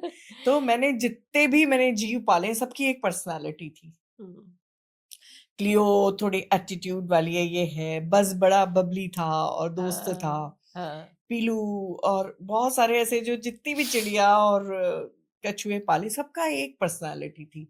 हम ये क्यों सोच रहे थे कि हम मनुष्यों की ही पर्सनालिटी, उनकी भी पसंद नापसंद और स्ट्रॉन्ग लाइकिंग डिसलाइकिंग्स होती हैं। उनके भी जैसे बज और पीलू थे, वो आपस में तो बहुत दोस्त थे, लेकिन बज़ तो मेरे पास उँगली में आ जाता था, पीलू मुझसे शर्माता था, तो हाँ। शर्माते-शर्माते आँखें नीचे करके धीरे-धीरे मेरी गोद में आके बैठता था। तो मुझे लगता है कि हर आप जब जीव पालेंगे ना तो आप समझ जाएँगे वो केवल जीव नहीं है। वो अपने आप में एक अस्तित्व है और उनके अस्तित्व की इस पूरे के पूरे धरती को, इस ग्रह को ज़रूरत है और ये ग्रह तो इसलिए नहीं बना था कि आके मनुष्य उस पे आधिपत्य कर ले। बर्ज और पीलू कौन थे वो आप बता दीजिए वो जिनको नहीं बजरीगर्स पता थे, 2 चिड़िया थी है। और बज़ तो बोलता भी था और उसको मम्मी बोलता था, हाँ, बज़ू की मम्मी, मम्मी का बज़ू और हाँ। बाकायदा जिस टोन में मैं अपने बच्चों को जगाती हूँ, वो सुबह होते ही वो मुझे देख लेता था कि मम्मी ने ब्रेकफ़ास्ट बना लिया, अब मम्मी चिल्लाएगी, "मिर्ची उठ जाओ!" हाँ। तो वो पहले ही चिल्लाता था, "मिर्ची।" तो मुझे लगता है कि जीव आपके जीवन में ना बहुत सीखा मैंने, जानवरों से मैंने बहुत सीखा। इंसानों से सीखने की लिए स्टबर्ननेस रखी है, पर मैंने जानवरों से बहुत सीखा। सेल्फलेस लव क्या होता है। आपकी बड़ी बेटी कनु वो एक आर्टिस्ट है। तो मैंने उसकी बुक देखी थी, वो बुक फेयर में जो आई थी। और भी बहुत सारे जिस तरीके से वो ड्रेसअप होती है, तो आपके ड्रेसअप होने में उसका कितना योगदान है? वो तो निफ्टियन है, उसने वो निफ्ट हाँ। की निफ्ट में उसका टॉपर रही है हम्म। और फैशन डिज़ाइनिंग उसका सब्जेक्ट रहा है। तो वो तो उसको तो यूनिक होना ही है और उसने तो ड्रेसिंग अप होना और फैशन शोज़ और ये सब में भी पार्टिसिपेट किया उसने, लैक्मे फैशन वीक में भी बैक स्टेजिंग की है। तो उसको तो पता है, आर्टिस्ट है, उसको पता है कि ड्रेसिंग क्या है। तो वो बहुत अपने साथ में प्रयोग करती है। अच्छा। वो तरह-तरह के प्रयोग करेगी ड्रेसेस को लेके। मैं नहीं कर पाती। मेरी ड्रेसिंग क्लासिक के आस-पास रहती है। कभी-कभी मैं थोड़ा-सा प्रयोग करने में थोड़ा-सा इधर-उधर चली जाऊँ। बाकी मैं वो जिसको कहते हैं बोहेमियन और डेयरिंग ड्रेसिंग वो करने में मैं कभी-कभी झिझक जाती हूँ। और मैं टॉमबॉयिश रही हूँ तो जीन्स मेरी फ़ेवरेट है। स्कर्ट्स मैंने कम पहनी है। तो गाउन्स मेरे को पसंद है, मैंने गाउन्स पहने हैं, पर फिर भी स्कर्ट्स और शॉर्ट ड्रेसेस मैं नहीं पहन पाती। मैंने तस्वीरों में जितना देखा है, और मिष्टी को मैं कई बार अवनी हाँ, देखती हूँ उस पे, अवनी को इंस्टा पे। तो मुझे लगता है आप और उनका उनका आप दोनों का टेस्ट ज्यादा मेरा और डिफरेंट है। अवनी का ड्रेसिंग क्लासिक और जिसको कहें कि एक फैशन जो स्ट्रेट चलता है हाँ। उसकी तरफ है। कनुप्रिया का थोड़ा-सा वैसा बोहेमियन और फैशनेबल और अकॉर्डिंग टू द कॉट्योर उसका रहता है, क्योंकि वो उस कॉलेज से निकली है। पहले भी वो थोड़ी डिफरेंट ड्रेसिंग करती थी। इसीलिए वहां गई थी। हाँ, वो गई भी इसलिए थी हालाँकि वो बहुत ब्रिलियंट है, उसका इसरो और निफ्ट दोनों में साथ में हुआ था। अच्छा। तो हमारे घर में बहस हाँ। छिड़ गई थी कि भई हाँ। इसरो में तो तुम नोबेल हाँ। प्राइज़ ले सकती हो। हाँ। तो कहती पापा मैं यहाँ से ऑस्कर ले सकती हूँ हाँ। और उसको मतलब उसके अंदर एक कलाकार और एक फिज़िसिस्ट, साइंटिस्ट दोनों हैं, क्योंकि उसके पापा फिज़िसिस्ट हैं। हाँ। तो उसने दोनों में एक्सेल 100 आउट ऑफ 100 फिज़िक्स में जिस बच्चे के नंबर आते हो, तो उसने फैशन डिज़ाइनिंग चुना। हालाँकि अंशु थोड़े-से निराश हुए थे शुरू में, हाँ। पर बच्चे की ज़िद, बच्चे का जो चाहना होता है, इसलिए वो निफ्ट में गई और मुझे लगता है कि हर बच्चे की अपनी डेस्टिनी होती है, अपने टेस्ट होते हैं और वो कलाकार भी है, उतनी ही वैज्ञानिक भी है। तो ये बात मुझे अच्छी लगती है और ये कॉम्बिनेशन पारुल तुम भी साइंस पोस्ट ग्रेजुएट हो बॉटनी में और मैंने भी साइंस ग्रेजुएशन किया, तो मुझे लगता है कि जो विज्ञान और कलाओं को दोनों को साध लेते हैं, वो थोड़े-से यूनिक होते हैं, उनके पास तार्किक क्षमता होती है, क्षमता होती है। जो कनु के जो पास कनु के पास है। है। बिल्कुल। और अवनी के लिए आपने उन उन मतलब उनके लिए एक आर्मी अधिकारी हैं जो नेवल ऑफिसर नेवल है। अच्छा नेवल है। तो आपको डर नहीं लगा? नहीं, मैं तो खुद ही एक फ़ौजी की पत्नी थी तो है लेकिन फिर भी। नहीं, मुझे कभी नहीं डर लगा। अच्छा। अनिरुद्ध नेवी में है और दोनों बचपन के दोस्त हैं। अच्छा। तो एक तो प्रेम उसको आप नकार नहीं सकते, तो बचपन के दोस्त रहे तो उनका उनकी शादी होनी थी और अनिरुद्ध से आप मिलेंगी तो बहुत बड़ा किस्सा गो है। हाँ। एक कहानी है मेरी मॉनिटर, हाँ। वो उसी ने सुनाई है। तो उसकी सुनाई हुई कहानियाँ अगर आप कभी उसके साथ बैठें, तो आप बिल्कुल, इतने सारे हाँ। कथानक मिल जाएँगे उसके साथ बैठने बिल्कुल, अब वो में। आएँ तो हम उन्हें बिल्कुल अपने बिल्कुल, पॉडकास्ट में बुलाना चाहेंगे। बिल्कुल, तो मेरे दोनों दामाद तो मेरे बेटों जैसे हैं और उन दोनों को जब आप मिलेंगी तो लगेगा कि वो आज के ऐसे पुरुषों में से हैं, जो जानते हैं कि जीवन एक सहज जीवन है, जिनके ईगो और इन चीज़ों से परे वो लोग बहुत अच्छे से रह रहे हैं। क्या अनुभव होता है जब दामाद घर में आता है, खासकर तब जब आपकी बेटी आई है? मेरे लिए वो दोनों बेटों जैसे ही थे और उन दोनों ने कभी मुझे ऐसे महसूस नहीं करवाया कि हम दामाद हैं या दोनों ने बेटों की तरह ही मुझे ट्रीट किया। और अवनी एनवायरमेंटलिस्ट है पर उसको बर्ड वॉचिंग में बहुत इंटरेस्ट है, तो उसने अनिरुद्ध को भी उससे बिल्कुल उससे रूबरू करवाया, तो दोनों मिलके अब बर्ड वॉचिंग के लिए जाते हैं।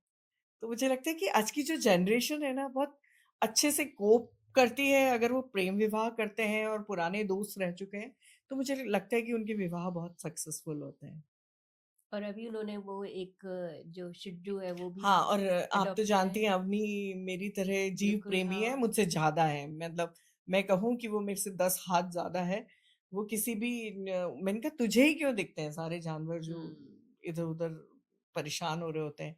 उसको दिखते हैं और उसके पास पहुँच जाते हैं। उसने न जाने कितनी चिड़िया रेस्क्यू की हैं। और इस शिज़ू को तो एक एनजीओ ने कहा निकाला कि वो परेशान है, कौन रखेगा? इसने रखा, इसको लगा कि कोई ले लेगा पर उसने कोई आया नहीं, आगे नहीं आया तो उसने खुद नहीं रख लिया। उसका इलाज कराया महँगे से महँगा। हाँ, मैंने देखा। आप मैं चाह रही थी कि मैं बिल्कुल साहित्य की तरफ ना जाऊँ, लेकिन ये नाइंसाफ़ी हो जाएगी हमारे बिल्कुल। ऑडियंस के लिए भी। आप यूके की यात्राओं पे गई और उसपे आपने घुमक्कड़ी लिखा। यूके की यात्राओं के बारे में कुछ बताइए? क्या है, कैसा है? आप कैसे देखती हैं? मतलब इंडिया से बाहर जाके आपके पास एक लेखक वाली नज़र है, तो कैसा लगता है आपको? 2 तरह से, एक तो मुझे लिटरेरी तौर पे बड़ा रिच लगा हुँ। और वहाँ का एक जो फॉर्मल कल्चर है, एक हद तक आपको अच्छा लगता है और एक हद के बाद आपको वो अकड़ू लगने लगते हैं क्योंकि हर बात में thank you, sorry, excuse me. तो वहाँ पे फिर ये चीज़ें भी हैं। बाकी अगर मैं जिस यात्रा के लिए 3 बार वहाँ गई और हाँ। तीनों बार कोई ना कोई अवार्ड फंक्शन था, कोई कार्यक्रम था। तो तीनों बार मैंने उसका फ़ायदा उठाया और मैंने जो इंग्लिश राइटर हुए हैं आयरलैंड में, स्कॉटलैंड और इंग्लैंड तीनों में, तो उन लेखकों के घर जाना चुना और मैंने वो ट्रेल की। तो क्योंकि वो मेरी एक लिटरेरी क्वेस्ट थी, लिटरेरी अगर हम कहें साहित्यिक एक प्यास थी, तृष्णा थी कि मैं जानूँ कि वो लेखक कैसे थे। तो एक बात ये अच्छी लगी कि वहाँ पर उन लेखकों की छोटी-छोटी चीज़ें सँभाल के रखी हैं, म्यूज़ियम बनाए हुए हैं घर को, ट्रस्ट बनाई हुई हैं। ऐसा अपने यहाँ नहीं है, अगर हम प्रेमचंद का भी इतनी मुश्किल से बमुश्किल लम्हे में जाकर उनका घर अगर वहाँ पर है, प्रसाद के घर को ढूँढो और फिर आप जा पाते हो। और अगर हम कहें कि और पुराने लेखकों की तरफ जाएँ तो हमें महादेवी जी का मिल जाता है थोड़ा बहुत। पर यहाँ अपनी कमी है कि लेखकों के घरों को सँभाल के नहीं रखा जाता। उस और ऐसा भी नहीं कि पैसे वाले लेखक हैं, उन्हीं के घरों को सँभाल के हाँ। लेक डिस्ट्रिक्ट में जिस तरह से वर्ड्सवर्थ और डोरोथी विलियम वर्ड्सवर्थ और डोरोथी जिस तरह से रहे हैं, वो तो एक छोटी-सी हट है, जिसको डव हुँ, कॉटेज कहते हैं, हुँ। उसको भी उन्होंने सँभाल के रखा हुआ है। लेकिन उसके लिए सम्मान देना पड़ता है ना, बिल्कुल इतना सम्मान देना कि पड़ता है। लेखन को इतनी बड़ी चीज़ मानना पड़ता है और उससे कि इतनी बड़ी चीज़ उन्होंने रची है, तो आप सम्मान देंगे तो उसको सहेजेंगे। हाँ, बिल्कुल, वो हमारे यहाँ हिंदी में मिसिंग है, लेकिन मैं केरल में थी, मुझे याद है त्रिवेंद्रम मेरी पोस्टिंग थी। अगर आप ट्रेन में जा रहे हैं और आप कह दें आप लेखक हैं, तो लोग चारों तरफ से उत्सुक हो जाते हैं, "अच्छा, आप क्या लिखते हैं?" तुम बिलीव नहीं करोगी मेरी जो कुक थी, वो आती थी हाँ। बिंदु, तो उसने मुझसे पूछा, "मैडम आप क्या करते हैं?" हाँ। मैंने कहा, "आई एम राइटर।" तो कहती, "अरे वाह! कमला दासा, लाइक कमला दासा?" हाँ, तो कमला उनको दास। पता है हाँ, उस स्तर पे भी पता है कि कि उनके कमला लेखक दास। कौन हैं। हाँ। वहाँ पे अगर आप जाएँगे तो ग्रोसरी स्टोर में बुक शेल्फ्स मिलेंगी और जहाँ पे बाकायदा मैगज़ीन्स और किताबें बिक रही होंगी। हुँ। तो किताबों से प्रेम करना पड़ेगा ना, अगर आपको लेखकों को मान देना है तो।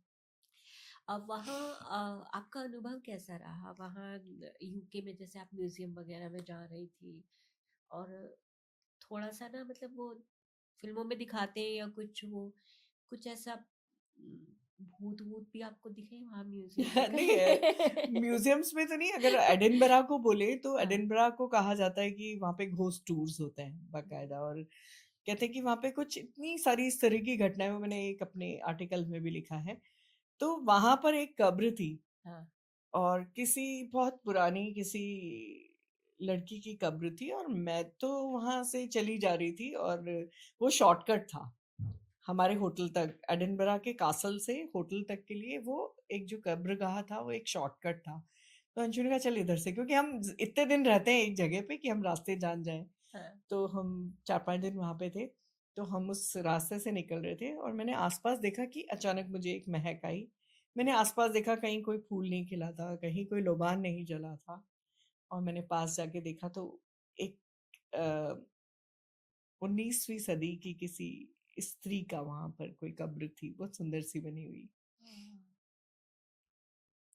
तो हाँ। अगर अब उस महक को आप या तो सुपरनैचुरल नहीं कह सकते, वो कहीं उसको पता नहीं क्या कह सकते, अलौकिक कह आप सकते हैं। मानती हैं भूत होते हैं? मैं भूत होते हैं तो नहीं मानती, पर मैं कोई एनर्जीज़ होती हैं डिफरेंट, हुँ। उनको मैं मानती हूँ।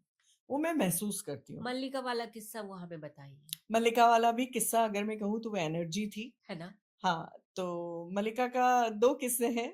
बिल्कुल दोनों बताइए एक प्लीज़। किस्सा तो ये है कि मैं 8 बजे लिखने बैठी और अंशु से रात मैंने को? रात को, अच्छा। मैंने कहा अंशु मैं अब लिखने बैठ रही हूँ और सब खाना खा चुके हैं। मैं लिखने बैठी, अंशु ने गुड नाइट बोला और वो अपने बेडरूम में चले गए, मैं स्टडी में थी। मुझे नहीं मालूम वो रात कैसे बीती, और सुबह 6 बजे अंशु मेरे कंधे पे हाथ रखते हैं, सोई नहीं? 7 बजे, वो यूनिफ़ॉर्म में जा रहे हैं तैयार होके। मैंने कहा मैं रात भर लिखती रही हूँ, और मुझे लगी नहीं, मुझे उस टाइम का नहीं पता मैंने क्या पता नहीं। लिखा, मुझे नहीं पता। वो इतनी एनग्रॉस थी, या और वो जो लिखा वो मुझे बहुत हैरत में डालता है। वो जो लिखा था वो मैंने मल्लिका के, भारतेंदु हरीशचंद्र जी के घर का नक्शा लिखा था, और वो सीढ़ियों के बारे में लिखा था, जहाँ से मल्लिका और भारतेंदु जी के दूसरे मित्र जिन सीढ़ियों से बिना घर में घुसे, बिना मन्नोजी से और उस परिवार की स्त्रियों, बच्चों से टकराए, साइड से होके उनके स्टडी में जाते थे। और मैंने तब तक भारतेंदु जी का घर नहीं देखा था, और मैं जब वहाँ पहुँची तो अ, उनके जो प्रपौत्र भी और भी आगे की जो हाँ, उस घर हाँ, की उस वक़्त हाँ, की जो जो भी पीढ़ी थी। हाँ, बहू थी मालिनी जी, तो उन्होंने मुझे कहा कि ये जो सीढ़ियाँ हैं ना, ये सीधे दादा के कमरे में जाती हैं। हुँ। उस वक़्त वो मेरा फ़ोटो भी है वहाँ पे, मैंने बैठ के फ़ोटो भी खींचा, उस वक़्त मेरे रोंगटे खड़े हो गए थे हाँ। कि मैंने कैसे वो गढ़ी सीढ़ियाँ, वो ये सीढ़ियों का ज़िक्र ही कैसे आया? तो मुझे कहीं लगता है कि जाने-अनजाने बिल्कुल, कोई ना किसी कोई तो अवचेतन लिखवा में आता है। एक हाँ। ऊर्जा थी जिसने मुझे सजग किया था इस बात को लेके। भूत नहीं कहूँगी। अ, पात्र टेढ़े होते हैं, अड़ब होते हैं। पात्र बहुत अड़ियल-टट्टू होते हैं। पात्र आपको वहाँ ले जाएँगे जहाँ आप नहीं जाना चाहते हैं। अगर आप अवचेतन में डूब कर लिख रहे हैं, तो या तो आप पात्रों से हाथ छुड़ा के ऊपर-ऊपर से लिख रहे हैं, या आप पात्रों में डूब के लिख रहे हैं, तो पात्र आपके साथ मनमानी करेंगे, आपसे हाथ छुड़ा लेंगे, कहेंगे नहीं मेरे को तो इस रास्ते नहीं जाना। जैसे अगर मैं स्वप्नपाश की बात करूँ, हुँ, हुँ। तो मेरी जो नायिका थी, उसने, मैं नहीं चाहती थी कि वो सुसाइड करे, हुँ, लेकिन उसने कर लिया। मैं चाहती थी बड़ा आदर्श बताऊँ कि वो आगे जाके बड़ी कलाकार बनती है। हाँ। अंत चेंज होते हैं या अंत लिखते हुए बन जाते हैं आपके कहानियों के और उपन्यासों के या पहले से तय नहीं, होते हैं? कई अंत, जैसे मेरे साथ ये होता है कि पारुल, मेरा पूरा उपन्यास पहले ब्रेन में लिखा जाता है, पन्नों से पहले, और वो महीनों लिखा जाता है।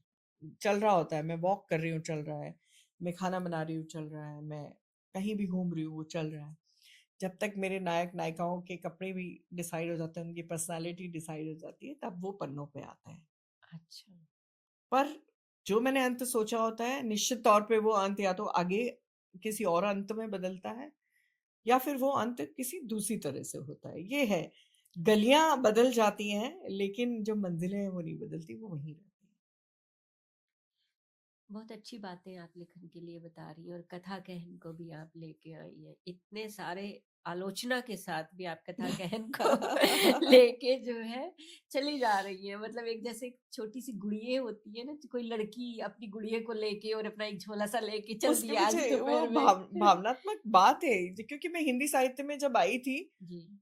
तुम बिलीव करोगे कि मैंने बॉटनी से हिंदी में एमए क्यों लिया? मेरे को लगा कि मैं हिंदी में एमए करूँगी और मैं लिखना सीख पाऊँगी। लेकिन हम आदि कवियों को और आधुनिक कविता को और उपन्यास सब कुछ पढ़ते रहे, लेकिन क्रिएटिव राइटिंग का एक पेपर नहीं था। मुझे लगता है कि हमारे सिलेबस में होना चाहिए, जिस तलाश में मैं वहाँ गई थी। हाँ। हम बस समीक्षाएँ, आलोचनाएँ और विवेचनाएँ पढ़ते रह गए। और लिखा भी हमने एग्ज़ाम में वही। तो जो मेरी प्यास थी, और फिर मैं हिंदी साहित्य में आई। तो जब मैं हिंदी साहित्य में आई तो मैं बिल्कुल कोरी थी, मुझे कुछ लिखना नहीं इस तरह से आता था। तो मुझे लगता था कि मेरे को ज़रूरत थी एक चैनलाइज़ेशन की, मेरे पास अच्छी भाषा थी। हुँ। मेरे पास अच्छे कथानक थे, मेरे पास कल्पना शक्ति थी जो बचपन से ही मुझे मिली है। मेरे पास किस्सा-गोई थी, लेकिन मेरे पास शिल्प की समझ नहीं थी मुझे। हुँ। मुझे समझ नहीं थी कि कथानकों में अपने अलावा भी बाहर देखा जाता है।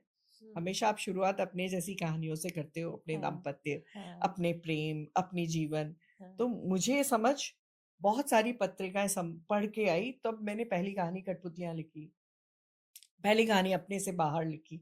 उसके पहले क क कथा संग्रह आ चुका था। वो हाँ। सारा ऐसा ही था अब मैं जिसमें अपने बारे में या हाँ। अपने से आस-पास लोगों के बारे में। तो पहली कहानी आती कठपुतलियाँ, तब मैंने देखना शुरू किया। तब मुझे लगता है कि अगर आप हिंदी साहित्य में आते हैं, तो आपकी जो ऊर्जा है रचनात्मक, उसको चैनलाइज़ करने के लिए कोई कार्यशाला, कोई गुरु, कोई ना कोई व्यक्ति ऐसा होना चाहिए, जो आपको सिखा सके। तो कथा ज्ञान में मैं बहुत सारे गुरुओं को इकट्ठा करती हूँ और बहुत सारे सीखने वालों को इकट्ठा करती हूँ। कथा कहन में बहुत सारे लोग नहीं जा पाएँगे या जा पाते हैं। अगर कोई कहानी लिखना सीख रहा हो, तो अगर शॉर्ट में कुछ 4-5 पॉइंट आप लगा लीजिए कि मुझे एक कहानी लिखनी है। आप मुझे बताएँगी कि ये चीज़ें आपको ध्यान रखनी चाहिए? बिल्कुल, बिल्कुल। सबसे पहले तो जो क्लीशे कथानक है कि भई प्रेम हुआ, डिवोर्स हुआ, उसमें जो कारण आते हैं, ईगो हुआ ये। कुछ आउट ऑफ बॉक्स सोचिए। और जैसे हम प्रोफ़ेशन चुन लेते हैं लड़कियों के लिए, बस यही प्रोफ़ेशन है। लड़कियाँ बस डॉक्टर हो सकती हैं, टीचर हो सकती हैं। नहीं, अपनी कहानियों में आउट ऑफ बॉक्स जाइए। वो पुलिस ऑफ़िसर हो सकती है, वो आर्मी ऑफ़िसर हो सकती है, वो डीजे हो सकती है। हाँ, वो गोवा में? हाँ, और ऐसे ही अपने हाँ। परिवेश भी बदलिए। तो हुँ, क्लीशे तोड़िए सबसे पहले तो, चाहे वो भाषा का क्लीशे हो, कथानक चुनने का क्लीशे हो, चाहे आपके पात्रों के पर्सनैलिटी का क्लीशे हो। अब ज़रूरी है एक हाउसवाइफ़ हमेशा सुघड़ ही होगी, बहुत पुअर हाउसवाइफ़ भी हो सकती है ना? तो बहुत सारी चीज़ों को आप बदलिए, तोड़िए। और अच्छी क्रिएटिव भाषा, और जो एक चीज़ मैं हमेशा मानती हूँ, जिसको हम इंग्लिश लिटरेचर में हमेशा देखते हैं, डोंट टेल, शो इट। अच्छा। चेखव लिखते हैं कि मैं ये नहीं जानना चाहता तुमसे कि चाँद निकला और चाँदनी बिखर गई। तुम मुझे उस चाँदनी को टूटे शीशे की दरार से निकलते हुए दिखाओ। तो बताओ नहीं, दिखाओ। दिखाओ, लिखे हुए में लिखे दिखाओ। हुए में दिखाओ। तो आहा! मुझे उस बात में बहुत भरोसा है। और पाठकों को एक अंतराल दो, खुद ही नरेट मत करने लग जाओ। और जैसे कि वो इसलिए ऐसा सोचता था क्योंकि उसके साथ ऐसा गुज़रा था। हाँ। नहीं, लेखक को बीच में घुसने की ज़रूरत नहीं है। कहानी और पाठक के बीच में आप एक अंतराल छोड़िए। उसको सोचने की समझ दीजिए कि वो कल्पना कर सके।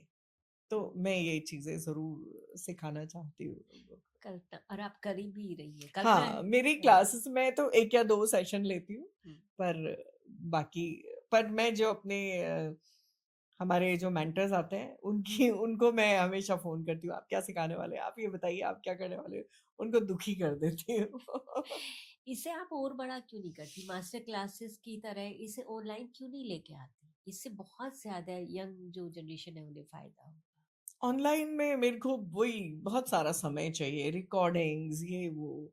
पर पारुल करूँगी कभी किसी पॉडकास्ट की तरह ही कभी। हाँ, जैसे यहाँ क्योंकि स्टूडियो है, इस तरह की हाँ, सुविधाएँ अगर मेरे पास होंगी तो मैं ज़रूर। हाँ, बिल्कुल, क्योंकि यंग जनरेशन उस तरीके से जुड़ती है। बिल्कुल। साहित्य की बातें मैंने कहा था कि नहीं करने की कोशिश करेंगे, लेकिन होती जा रही है। तो लास्ट में अभी एक सवाल के साथ मैं खत्म करती हूँ इन बातों को। चिमाया का आपका आया है उपन्यास और उसमें आपने मातृसत्ता की बात की है और बिल्कुल। सब कुछ। उसमें आपने दो अलग अलग उनका जिक्र किया है, जो उसमें हाथी कैसे आप लेके आ रहे हैं, मतलब जो भारत में जो 2 मातृसत्ता रहीं, हाँ, अब उनमें से एक ही बची है और हो सकता है और भी आदिवासी समुदायों में मातृसत्ताएँ हों। हाँ, तो ज़्यादातर मातृसत्ता नहीं है, मातृवंशीय प्रणालियाँ हैं मातृवंश, मनुष्यों में, हाँ, कि माता का जो संपत्ति है वो आगे पुत्री को जाएगी, तो उसको अपन पूरी तरह से मातृसत्ता नहीं कह सकते। हम्म, वहाँ संपत्ति का पूरा अधिकार माँ का है, निर्णय लेने का अधिकार माँ का है, लेकिन संपूर्ण समाज पे एक स्त्री का उस तरह से सत्ता नहीं है। लेकिन अगर और वो भी विरोध का उनके पीछे विरोध रहा। जैसे हाँ, अगर हम कहें कि नायर समाज में जो मातृवंशीय प्रणाली थी और जिस तरह से उनके अम्मा विडू होते थे, स्त्रियों का घर होता था और उसमें स्त्रियाँ ही मुखिया होती थी और उसको एक रानी लक्ष्मी सेतु साइन करके उसको एबॉलिश कर देती हैं। अच्छा, क्योंकि नायर समाज को अच्छा नहीं लगता कि उनसे पूछा जाए कि फिर तुम्हारे पिता कौन हैं? क्योंकि हाँ, वहाँ पिता का कोई अस्तित्व नहीं था। हम्म, वहाँ नंबूदरी राजा या अन्य नायर योद्धा आके स्त्रियों के साथ स्थायी अस्थायी संबंध बनाते थे और वो जो संतानें थी उनको पिता के नाम की ज़रूरत नहीं थी। लेकिन जब नायर समाज आगे बढ़ता है, कॉलेज में जाता है, वहाँ देखता है विक्टोरियन नैतिकता का ज़माना है, अंग्रेज़ आए हैं, तो वहाँ पूछा जाता है तुम्हारे पिता कहाँ हैं?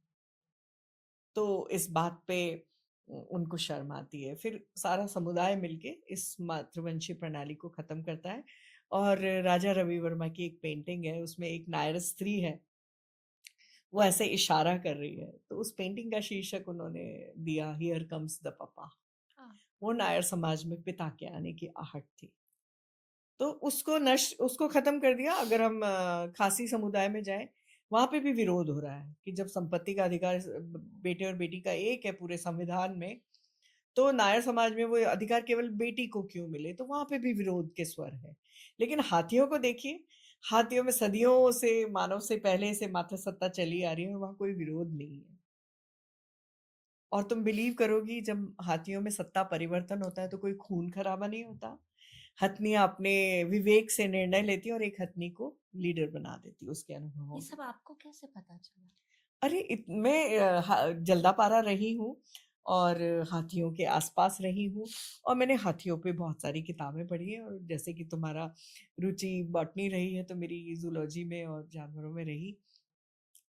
और मैंने बहुत सारी फ़िल्में देखी हैं जो वाइल्ड लाइफ़ में होती हैं।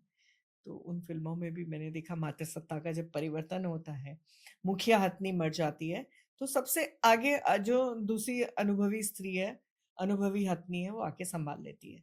शेरों की तरह वहाँ नहीं होता कि एक शेर मारा गया, हिंसा हुई, ब्लडशेड हुआ, फिर जाके सत्ता बदली। बंदरों में भी सत्ता परिवर्तन होता है, बड़ा खून-खराबा खून होता है। खराबा होता मनुष्यों में सत्ता परिवर्तन होते हैं, है। तो पहले खून-खराबे होते थे, अब दूसरी तरह से अब खून-खराबे होते दूसरे हैं। तरीके के होते तो हैं। हाथियों में नहीं है। जो हाथी हैं, वो अपनी मादाओं पे यकीन करते हैं। अ, उम्मीद करेंगे मनुष्य भी करने लगे ऐसा। बिल्कुल, मुझे लग रहा है वक़्त बदल रहा है। अब घरों में कई कई ऐसे घर देखे कि जिनमें पुरुष अपने मनपसंद काम करना चुनता है। इसमें मैंने दिया है एक आईएएस लड़की है, वो उससे कहता है कि अगर तुम नौकरी करना चाहती हो और तुम आईएएस बन गई हो अब, तो क्या मैं तुमसे शादी कर सकता हूँ और क्या मैं अपने शौक पूरे कर सकता हूँ? इसमें अंत में वो एक युवा, युवा दोनों है। युवा युवा हाँ। युवा और युवती है, और वो युवक उससे यही कहता है कि अब चलो समय बदल रहा है, क्या मैं अपने मनपसंद काम कर सकता हूँ घर संभालते हुए और तुम नौकरी कर लो। तो मुझे लगता है आएगा वो वक्त। कुछ जो है ऑप्शंस हैं जिनमें से एक आपको चुनना है, तो ये है नेचर या बुक्स। बोथ। नहीं, ऐसा नहीं है, एक चुनना नेचर। है। ओके, आपने बुक्स की कुर्बानी दे दी नेचर के लिए। पहाड़ नेचर या से बड़ी बुक ही नहीं है कोई। हाँ, एक मेरा सवाल ये भी था, मैं वो भी पूछ लूं, आपने हम्म। जैसे ये कहा, नेचर बड़ी होती है या नर्चर बड़ा होता है? नेचर। नेचर से आप नहीं लड़ सकते। हम्म, नेचर डिसाइड करती है उसको किस दिशा में जाना है। अगर आपने इकोलॉजी तो तुमने पढ़ी होगी ना पारुल, आज जो हम देख रहे हैं कि आज जो समुद्र है वो कल एक विराट रेगिस्तान बन बिल्कुल, जाएगा, और जो कल हाँ। जो विराट रेगिस्तान है वो धीरे धीरे जंगल में बदलेगा, जो हम देख भी रहे हैं।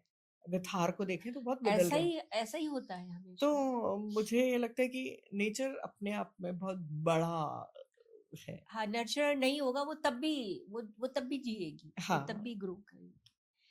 पहाड़ या समंदर, क्या पसंद है? समंदर।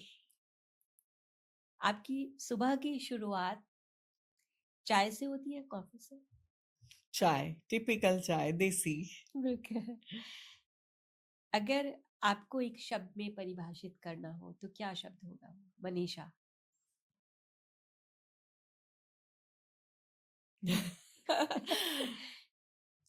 थोड़ा समय लूं। हाँ, बिल्कुल, बिल्कुल। केबीसी की तरह मैं बैठी हूँ अमिताभ बच्चन जी की हम्म। तरह। प्रकृति। हम्म, सही। प्राकृतिक हाँ, प्रकृति। हाँ, बिल्कुल, बिल्कुल सही। मी टाइम चाहिए होता है आपको? बहुत सारा। एकांत? एकांत। घर में अकेली रहती है कभी? हाँ, घर में अकेली रहती कैसे हूँ। मौके निकालती है? अंशु जब गार्डनिंग में घंटों बाहर बैठे होते हैं तो मैं अपने लिए समय निकालती हूँ, और मेरे को, मैं नॉकटर्नल हूँ, तो जब अंशु सो जाते हैं तो मैं बहुत सारा टीवी, किताब, जो भी अपना समय है, वो कितना अच्छा समय होता है बहुत ना। रात के सन्नाटे में लिखना। हाँ। जिंदगी में कोई एक सबक मिला बहुत बड़ा जिसने ऐसा कि बस हो गया, अब मैंने उससे सीखा, क्या था कोई सबक ऐसा? पारुल, मैंने एक बहुत बड़ी चीज सीखी। मैंने सीखा कि आपको किसी व्यक्ति की याद आए और आपको लगे कि आपको आज उससे बात करनी चाहिए, हाँ, उसको आपकी ज़रूरत है या नहीं भी है, आपको तुरंत उसे फ़ोन कर लेना चाहिए। टेलीपैथी होती है कोई। मैंने अपनी कज़िन, मेरी बड़ी कज़िन अर्चना दीदी थी, मुझे बार-बार लगा मैं उनसे बात कर लूँ, मैं उनसे बात कर लूँ, बहुत दिन हो गए बात कर लूँ। मुझे सीधे उनकी मौत की खबर मिली। तो मुझे लगता है उसने मुझे सबक दिया कि जिस पल आपको लग रहा है कि आपका सबसे करीबी, करीबी नहीं भी, अजनबी भी, मैंने कई बार फेसबुक पे कुछ ऐसे लोग जो सैड चीजें लिख रहे थे उनको कॉल किया है उस सबक के बाद,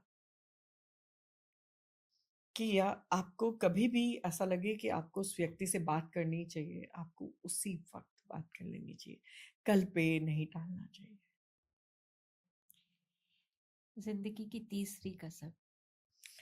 जिंदगी की तीसरी आपकी तीसरी कसम, कसम मेरी कौन सी तीसरी है? कसम, फेसबुक पे झगड़ा नहीं करना। आपके ऊपर अगर कोई किताब लिखी जाए, उसका शीर्षक क्या होगा, और आपको क्या लगता है आजकल के जो लेखक हैं उनमें से कौन आपकी किताब सही लिख सकेगा आपके ऊपर? मुझे किसी ने कहा तो था कि ना मैं आपके पर्सनालिटी पे आप जैसा कोई गढ़ना चाहती हूँ, हाँ। किसी ने कहा था, पर वो अगर शीर्षक देगा तो फिर से मैं समय लूंगी। बिल्कुल। मुझे लगता है कि मध्यांतर। ध्यान से। और वो क्यों? वो इसलिए कि मैंने जीवन के मध्यांतर के समय ज्यादा अच्छी तरह से जीवन को जीना सीखा। हम्म, उसके पहले मैं बहुत ही लो कॉन्फिडेंट थी और मुझे बहुत चीजें जल्दी असर करती थी, और जैसे कि हम बात ही कर रहे थे मध्यांतर की, तो ये जो मध्यांतर है इसने मुझे जीवन के इस पार और इस पार एक समानता से देखना सिखाया। और जो भी मैं अपने आप में मैंने अपने आप को अस्तित्व को पहचाना। जो मैं एक पर्सनैलिटी बनी वो मध्यांतर के आस-पास ही बनी। हो सकता है मैं रही हूँ, मेरा एक कोई वजूद रहा हो, पर मैंने जब अपने आप को पहचानना शुरू किया वो मेरा मध्यांतर था। आपने अपने जीवन के फैसले अपने आप लिए? हाँ, ज़्यादातर, और गलत भी लिए, सही भी लिए, पर कोई रिग्रेट नहीं किया जब गलत फैसले भी लिए। हमेशा से खुद ही लिए, अगर मैं शादी के बाद की बात करूँ हाँ, तो? जैसे शादी के बाद भी हाँ, मैंने खुद फैसले लिए। पर जैसे कि अगर ऐसे फैसले हैं कि जिनमें कोई ऑप्शन नहीं है, पोस्टिंग्स ऐसी हो रही हैं हुँ। या जंगलों में जाके रहना है, तो वो हम दोनों के साथ उनकी, क्योंकि अंशु की नौकरी के फैसले थे। लेकिन हाँ, ज़्यादातर फैसले मैंने लिए और मुझे कभी किसी ने रोका नहीं। और तुम तो जानती हो मैंने मम्मी के फैसलों के आगे भी अपने फैसले ही लिए। हाँ, वो किस्सा यहाँ बताने से रह गया, आपने अपनी शादी के लिए खुद ही भेज दिया था। हाँ, एडवर्टाइज़मेंट हाँ, चलिए अंशु का बता ही आया था। दीजिए जब बात अंशु आ का गई। एडवर्टाइज़मेंट हाँ, आया था हाँ, टाइम्स ऑफ इंडिया में, हाँ, टाइम्स टाइम्स ऑफ इंडिया में, हाँ, और संडे जो निकलता था मैट्रिमोनियल। जी, तो मेरी फ्रेंड ने कहा देख, वर्दी वाला है, फ्लाइट हाँ, लेफ्टिनेंट, चल इसको तेरा बायोडाटा भेजते हैं। हमने खुद ही लिख के भेज दिया था। तो फिर अंशु आ गए आप श उदयपुर तो मम्मी से मिला दिया, हाँ, खुद ही शादी कर ली। मतलब मम्मी ने कराई। हाँ। और लकीली सेम कास्ट थी, तो कोई, हालाँकि हम सब कुछ दोनों, देखभाल के आपने सही, मतलब ऐसे ऐसा क्या हाँ, हो गया था कि अरे लो हम मैं शायद खुद ही एक-दूसरे के लिए बने थे। हाँ। तो वो एक संजोग हुआ कि मेरी फ्रेंड के पेरेंट्स आपको जब, लगा मम्मी पता नहीं ढूँढे ना ढूँढे वर्दी वाला, फिर वही हाँ, करनी पड़ेगी तो पहले ले। तो पहले तो मेरी फ्रेंड थी, उसको पता था कि, तो उस वो देख रही थी टाइम्स ऑफ इंडिया, क्योंकि उसके पेरेंट्स फॉरेन में रहते थे, हम हॉस्टल में रहते थे। अच्छा। तो उसने कहा देख देख है ना, वो पीएचडी करी थी, मैं एमफिल में एडमिशन लिया था। उसने कहा चल देख भेज देते हैं। हाँ, हमने भेज दिया और हॉस्टल का एड्रेस दे दिया। तो अंशु आ गए, तो मैंने कहा मैं आपसे ऐसे तो नहीं मिलूंगी, हाँ, क्योंकि अब शादी का मसला है। हाँ। उन्होंने कहा चलो फिर चित्तौड़गढ़ चलते हैं। तो फिर हम हुँ। लोग बस में बैठ के मम्मी के पास चित्तौड़गढ़ चले गए। मम्मी ने कहा तुमने तो मेरी मुसीबत हल कर दी। ये कितना और सुंदर ये है ना ये संयोग है सारा। कि अंशु को भी कास्ट और इससे कोई हाँ, फर्क नहीं पड़ता था, मुझे भी नहीं हाँ, पड़ता था, पर हम दोनों कुलश्रेष्ठ ही निकले। अच्छा। आपने लिखा इस पे कुछ?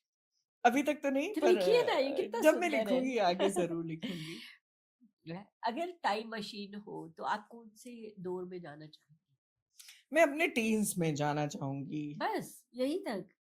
अगर और कहाँ, हाँ, मतलब, मतलब टाइम मशीन है, आप कहीं भी जा सकते हैं। हाँ, तो अगर मैं जाना चाहूँ तो मैं उस दौर में जाना चाहूँगी, जब, अगर मैं टाइम मशीन है तो मैं ब्रिटेन के उस दौर में जाना चाहूँगी जब चार्ल्स डिकेंस का टाइम था। आ, जब एमिली ब्रोंते और इन ब्रोंते सिस्टर्स का टाइम था।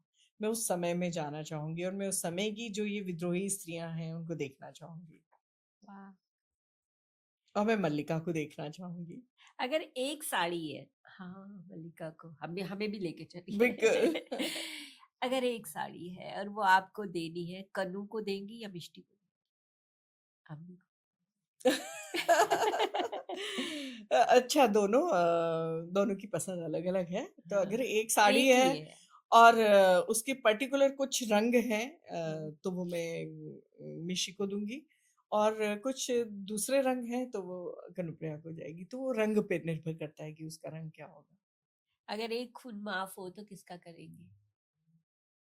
मतलब मैं खून, हाँ। हाँ, माफ़ है, भगवान बिल्कुल ये कहेंगे बेटा कोई डर नहीं है, मैं कुछ नहीं कहूँगा, कोई पाप पुण्य कुछ नहीं है, कोई कर्मा नहीं है, कुछ भी नहीं है। मुझसे खून नहीं होगा। इतना गुस्सा किसी पे नहीं है। किसी पे नहीं है, कि इतना गुस्सा नहीं है कि मैं हाँ, किसी का खून कर दूँ। हाँ, मैं चींटी को भी नहीं मार सकती, पर हाँ, मैं थप्पड़-वप्पड़ मार सकती हूँ। एक थप्पड़ माफ़ हो तो कुछ हाँ, तो 1-2 कौन है वो? नाम नहीं बताऊँगी। आपको अपनी यंगर सेल्फ को कोई सलाह देनी हो तो क्या कहेंगी? क्या देंगी? अपने यंगर सेल्फ को सलाह देना चाहूँ तो मैं तो बहुत विद्रोहिणी थी ही, पर मैं ये सलाह देना चाहूँगी कि आपकी उद्दंडता, आपकी शैतानियों के साथ आपको कहीं न कहीं अपने करियर के बारे में थोड़ा गंभीर होना चाहिए था। तो वो हालाँकि मेरा, अगर मैं करियर की बात करूँ तो क्या हो जाता, साइंटिस्ट हो जाती या जो भी है। पर मैं एक सलाह ज़रूर दूँगी कि आप वही करें जो आपके सपने कहते हैं। तो कुछ ऐसे सपने हैं जो अधूरे रह गए। पर आप योग्य थी, मतलब ये कहीं न कहीं क्या ऐसा सभी जो आर्मी ऑफिसर्स की वाइफ होती हैं उनके साथ हो जाता है, क्योंकि पोस्टिंग की वजह से इतना सुदूर में उन्हें जाना पड़ता है, तो अपना करियर वो सारी की सारी सैक्रिफाइस करती सब हैं। हम सब टीचर्स बन जाते हैं या डांस सिखाने लगते हाँ। हैं, तो ये सब मैंने किया। हालाँकि मुझे कोई रिग्रेट नहीं है पारुल। मेरे हुँ। बच्चों ने मुझसे सीखा, एक बात कहूँ तो मेरे बच्चों ने ये सीखा कि मम्मा, हाउसवाइफ होकर भी आप अपने सपने पूरे कर सकते हो। तो अवनी भी वर्क फ्रॉम होम कर रही है, कनुप्रिया का अपना काम चलता है। हुँ, हुँ। अगर यही यहीं पे हम बात करते हैं, अगर मैसेज आपने दे ही दिया है नहीं, यंग मैं ये गर्ल्स को। मैसेज देना चाहूँगी। हाँ। मैं कई बार चीज़ें हैं जिन में विवेक से काम नहीं लिया, तो मुझे लगता है कि उस उम्र में मेरा विवेक और जागृत होता। हुँ, हुँ।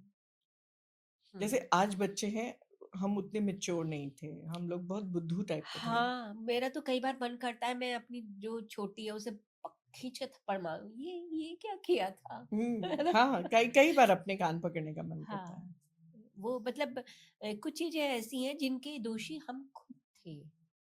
बिल्कुल थे, अपने आप को दबाने के भी दोषी थे। अपने आप को दबाने के दोषी हम खुद थे, और उस पे किसी और पे इल्ज़ाम रखना गलत हो जाता है। आप अगला जन्म मानती हैं? हाँ, अगर अगला जन्म आपका होता है तो साथी के रूप में अंशु जी को ही चुनेंगी? हाँ, एकदम। पक्का? बिल्कुल, अरे मुझे चुन इतनी अरे ज़्यादा आदत है, मुझे ठोक पीट के भी उस तो सही कर व्यक्ति लिया की है। उस व्यक्ति की इतनी ज़्यादा आदत है कि वो थोड़ी-सी देर मुझे अपने आस-पास नहीं दिखे तो मैं चिल्लाने लग जाती हूँ, "अंशु, अंशु कहाँ हो?" अगर आपका नाम मनीषा नहीं होता तो क्या होता? तुम हँसोगी। मैंने बताइए। बचपन में जब पहली कविता लिखी तो उसके साथ तखल्लुस चुना था। मैंने अपना नाम रखा था के मनीषा शेफालिका। शिफालिका। तो मेरा नाम शेफालिका हुआ था। आप क्योंकि खर्चीली मुझे हैं? पे अच्छा, हाँ, वो जी पेड़ बताइए। बहुत पसंद है, हाँ, शेफालिका का। अच्छा। आप खर्चीली हैं? मैं खर्चीली हूँ, लेकिन मुझे पता है मेरी चादर कितनी है। ये मैंने हमेशा ख़्याल रखा। ये मुझे माँ ने सिखाया, जितनी चादर है उतने पैर पसार। आपकी बेटियों में से कौन-सी ज़्यादा खर्चीली है? दोनों खर्चीली हैं और दोनों समझदार हैं। जैसे कनुप्रिया खर्च करेगी तो बहुत सोच समझ के किसी पर्टिकुलर चीज़ पे। लेकिन वो बहुत महँगी से महँगी चीज़ ले लेगी, वो अपनी जेब का ख़्याल नहीं रखेगी। लेकिन अवनी इम्पल्सिव चीज़ें खरीदेगी। अब वो थोड़ी चेंज हो गई हैं दोनों। तो इम्पल्सिवली नहीं, अब इस दुकान में घुसे हैं तो खरीद के ही जाना है। हुँ, पर बहुत महँगा नहीं खरीदेगी, हुँ। और दोनों में नखरीली कौन-सी है? दोनों। तीसरी भी एक है। तीसरी वो आप पे सबसे ज़्यादा यानी नखरीली आप पे ही गई है। कि क्लियो। अच्छा, क्लियो। अ, अगर डिनर पे जाने का एक पुरुष के साथ आपको मौका मिले, एक जीवित और एक इतिहास से बताइए? मैं डिनर पे जीवित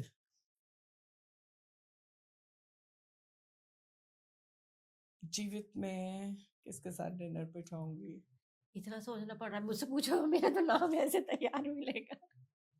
नहीं, मैं मृत वाले हैं। मैं हाँ, राजकमल चौधरी जो हुए हैं, मैं उनके साथ डिनर पे जाना चाहूँगी और मैं उनके लेखन पे बात करना चाहूँगी। उनकी मैं 8वीं क्लास में थी और मैंने उनकी देह गाथा पढ़ी थी, तो वो मृत को तो मैं बता सकती हूँ।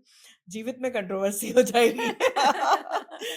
तो जीवित में अगर मैं डिनर पे जाना चाहूँ, तो मैं हमारे देश के सबसे शानदार पेंटर हैं अखिलेश जी, उनके साथ जाना चाहूँगी। अच्छा, बहुत बढ़िया। चलिए, अखिलेश जी तक ये पैगाम पहुँचे। अ, डिनर की आपने बात बता दी है, लेकिन अगर कभी आपको कोई पुरुष बन के जन्म लेने का मौका मिले तो? किसको चुनूँगी? हुँ, स्त्री को? हुँ। मतलब जीवित मृत दोनों? हाँ, जीवित, कोई भी, जीवित, जीवित। कोई भी, कोई भी। उम, पुरुष बन के मौका मिले तो हीरोइन बता सकती हूँ हाँ, मैं। बिल्कुल, क्यों नहीं? मुझे ना सिमी ग्रेवाल पसंद आएँगी हाँ। और क्योंकि वो बहुत इंटेलेक्चुअल है और अगर मैं मृत की बात करूं, अ, मृत की बात करूं तो शायद मीना कुमारी जी के साथ बैठना पसंद करूंगी। और अगर अभी के लोगों की बात करूं तो मुझे सबसे ज्यादा पसंद माधुरी दीक्षित है। हाँ, उनका डांस। उनका डांस भी, पर्सनालिटी, बहुत बहुत परफेक्ट पर्सन है। आप का उठना बैठना, बातें करना, इवन बात करते समय जो आप ऐसे करती हैं ना, यूं और ऐसे बताती हैं, आपको आपने उतना नहीं देखा होगा, कथक ना आपके अंदर है, आपने उसे क्यों छोड़ा? मुझे लगता है वो ही पूरा एक करियर था आपका। और अभी भी आप कहती तो हैं मैं करूंगी, मैं करती हूँ, लेकिन हम कब देख रहे हैं आपकी परफॉर्मेंस? मुझे नहीं लगता, क्योंकि जो चीज छूट जाती है ना मेरे साथ, पारुल में मेरे साथ ये हुआ है। चाहे वो मित्र हो, चाहे वो प्रेम हो, चाहे वो कोई किताब हो, चाहे वो कोई इतनी बड़ी हॉबी ये कह लें, जो चीज छूट जाती है ना, वो मेरे जीवन में वापस उस तरह नहीं आती। जैसे कथक मेरा प्रेम है, आज भी मैं देखती हूँ, तरह तरह से सारे घरानों के डांसेस देखती हूँ। पर एक बार जो छूट गया, वो छूट गया। उसकी वजह है, उसकी वजह जाने देते हैं। परफॉर्म करने को लेकर था कि मुझे परफॉर्म नहीं करना चाहिए, तो कहीं से ये बात उठी थी, फिर मैंने परफॉर्म नहीं किया, तो फिर मैंने उसको छोड़ दिया, क्योंकि खाली सीखने के लिए तो आप नहीं कर रहे हो ना। हम्म। और अगर आप किसी भी कथक डांसर से बात करेंगी तो उनके जीवन में एक ना एक ऐसा अनुभव रहा होगा जहाँ दर्शकों में से किसी ने अश्लील कमेंट कर दिया होगा। लेकिन ये तो लेखन में भी है, लिखना भी तो सबसे पहले आप कुछ भी लिखते हैं, और बल्कि जब आप शुरुआत में लिखते हैं तब तो आपको सबसे ज्यादा डर यही लगता है कि इसमें मुझे ढूंढा जाएगा। हाँ हाँ। और आपकी हर एक कहानी में, आपके हर एक उपन्यास में अभी भी आपको ढूंढा जाता हाँ, है, तो मुझे लिखनी तो लगता है कि नहीं है। कथक मैंने उस मोड़ पे छोड़ दिया जहाँ मुझे नहीं छोड़ना था। हम्म। और फिर गुरुजी भी छूट गए। गुरुजी, जैसे मैं ग्वालियर घराने, रायपुर घराने से सीख रही थी, हम्म। तो पोस्टिंग हो गई, फिर विशारद तो हो गया था मेरा, हम्म। लेकिन गुरुजी छूट गए, कहीं सुदूर कहीं एक और पोस्टिंग हो गई, तो ये भी हुआ। तो मुझे लगता है कि एयरफोर्स ने जितना मुझे सिखाया उतना मेरे से छीना भी है बहुत सारी चीजें।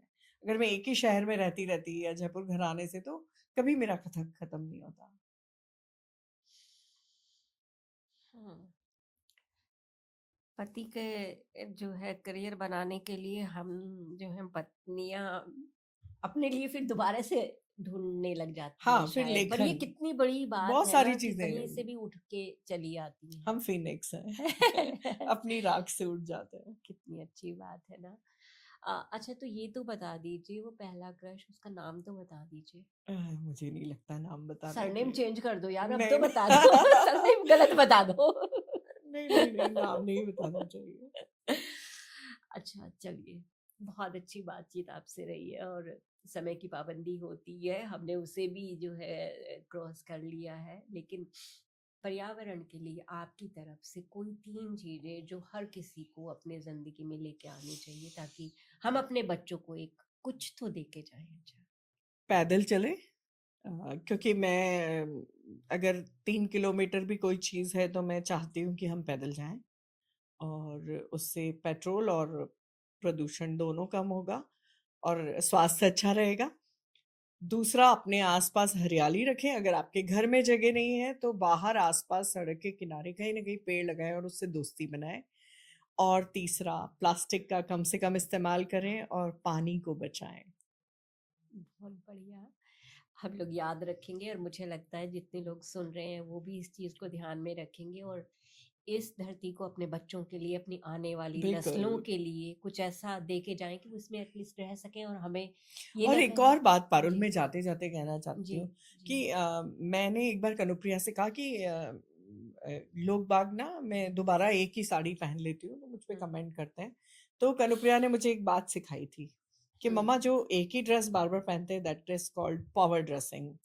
हाँ, कि पावर आप ड्रेसिंग। जिस ड्रेस में हैं और उस ड्रेस में कंफर्टेबल है और आप पावरफुल हैं, हम्म। तो प्लीज अपने कपड़ों को रिपीट करने के इस डर से बचें और कम से कम शॉपिंग करें और जो भी पहनते हैं उसमें अच्छे से पहने और कई कई बार पहने जो चीज पसंद है।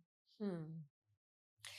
आप प्योर कपड़े भी पहनने के ऊपर बहुत जोर देती हैं हाँ, कि मैं फैब्रिक। सिंथेटिक कपड़ों, हाँ, सिंथेटिक उससे फैब्रिक क्या से। होता है?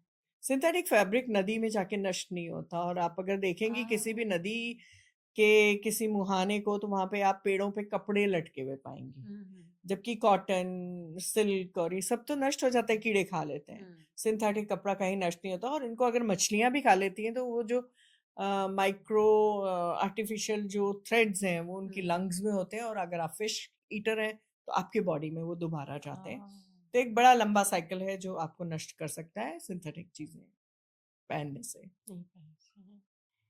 मनीषा जी, आपका बहुत बहुत शुक्रिया, थैंक यू आपने समय पारुल, तुम्हारे साथ निकाला। हमेशा मजा आता है क्योंकि हम आउट ऑफ बॉक्स टॉकिंग करते हैं। आया आपको मजा? मैंने साहित्य की बातें बहुत कम वो की जरूरी है। भी नहीं थी। पता नहीं लोगों को पसंद आएगा या नहीं नहीं, आएगा। मजा आएगा।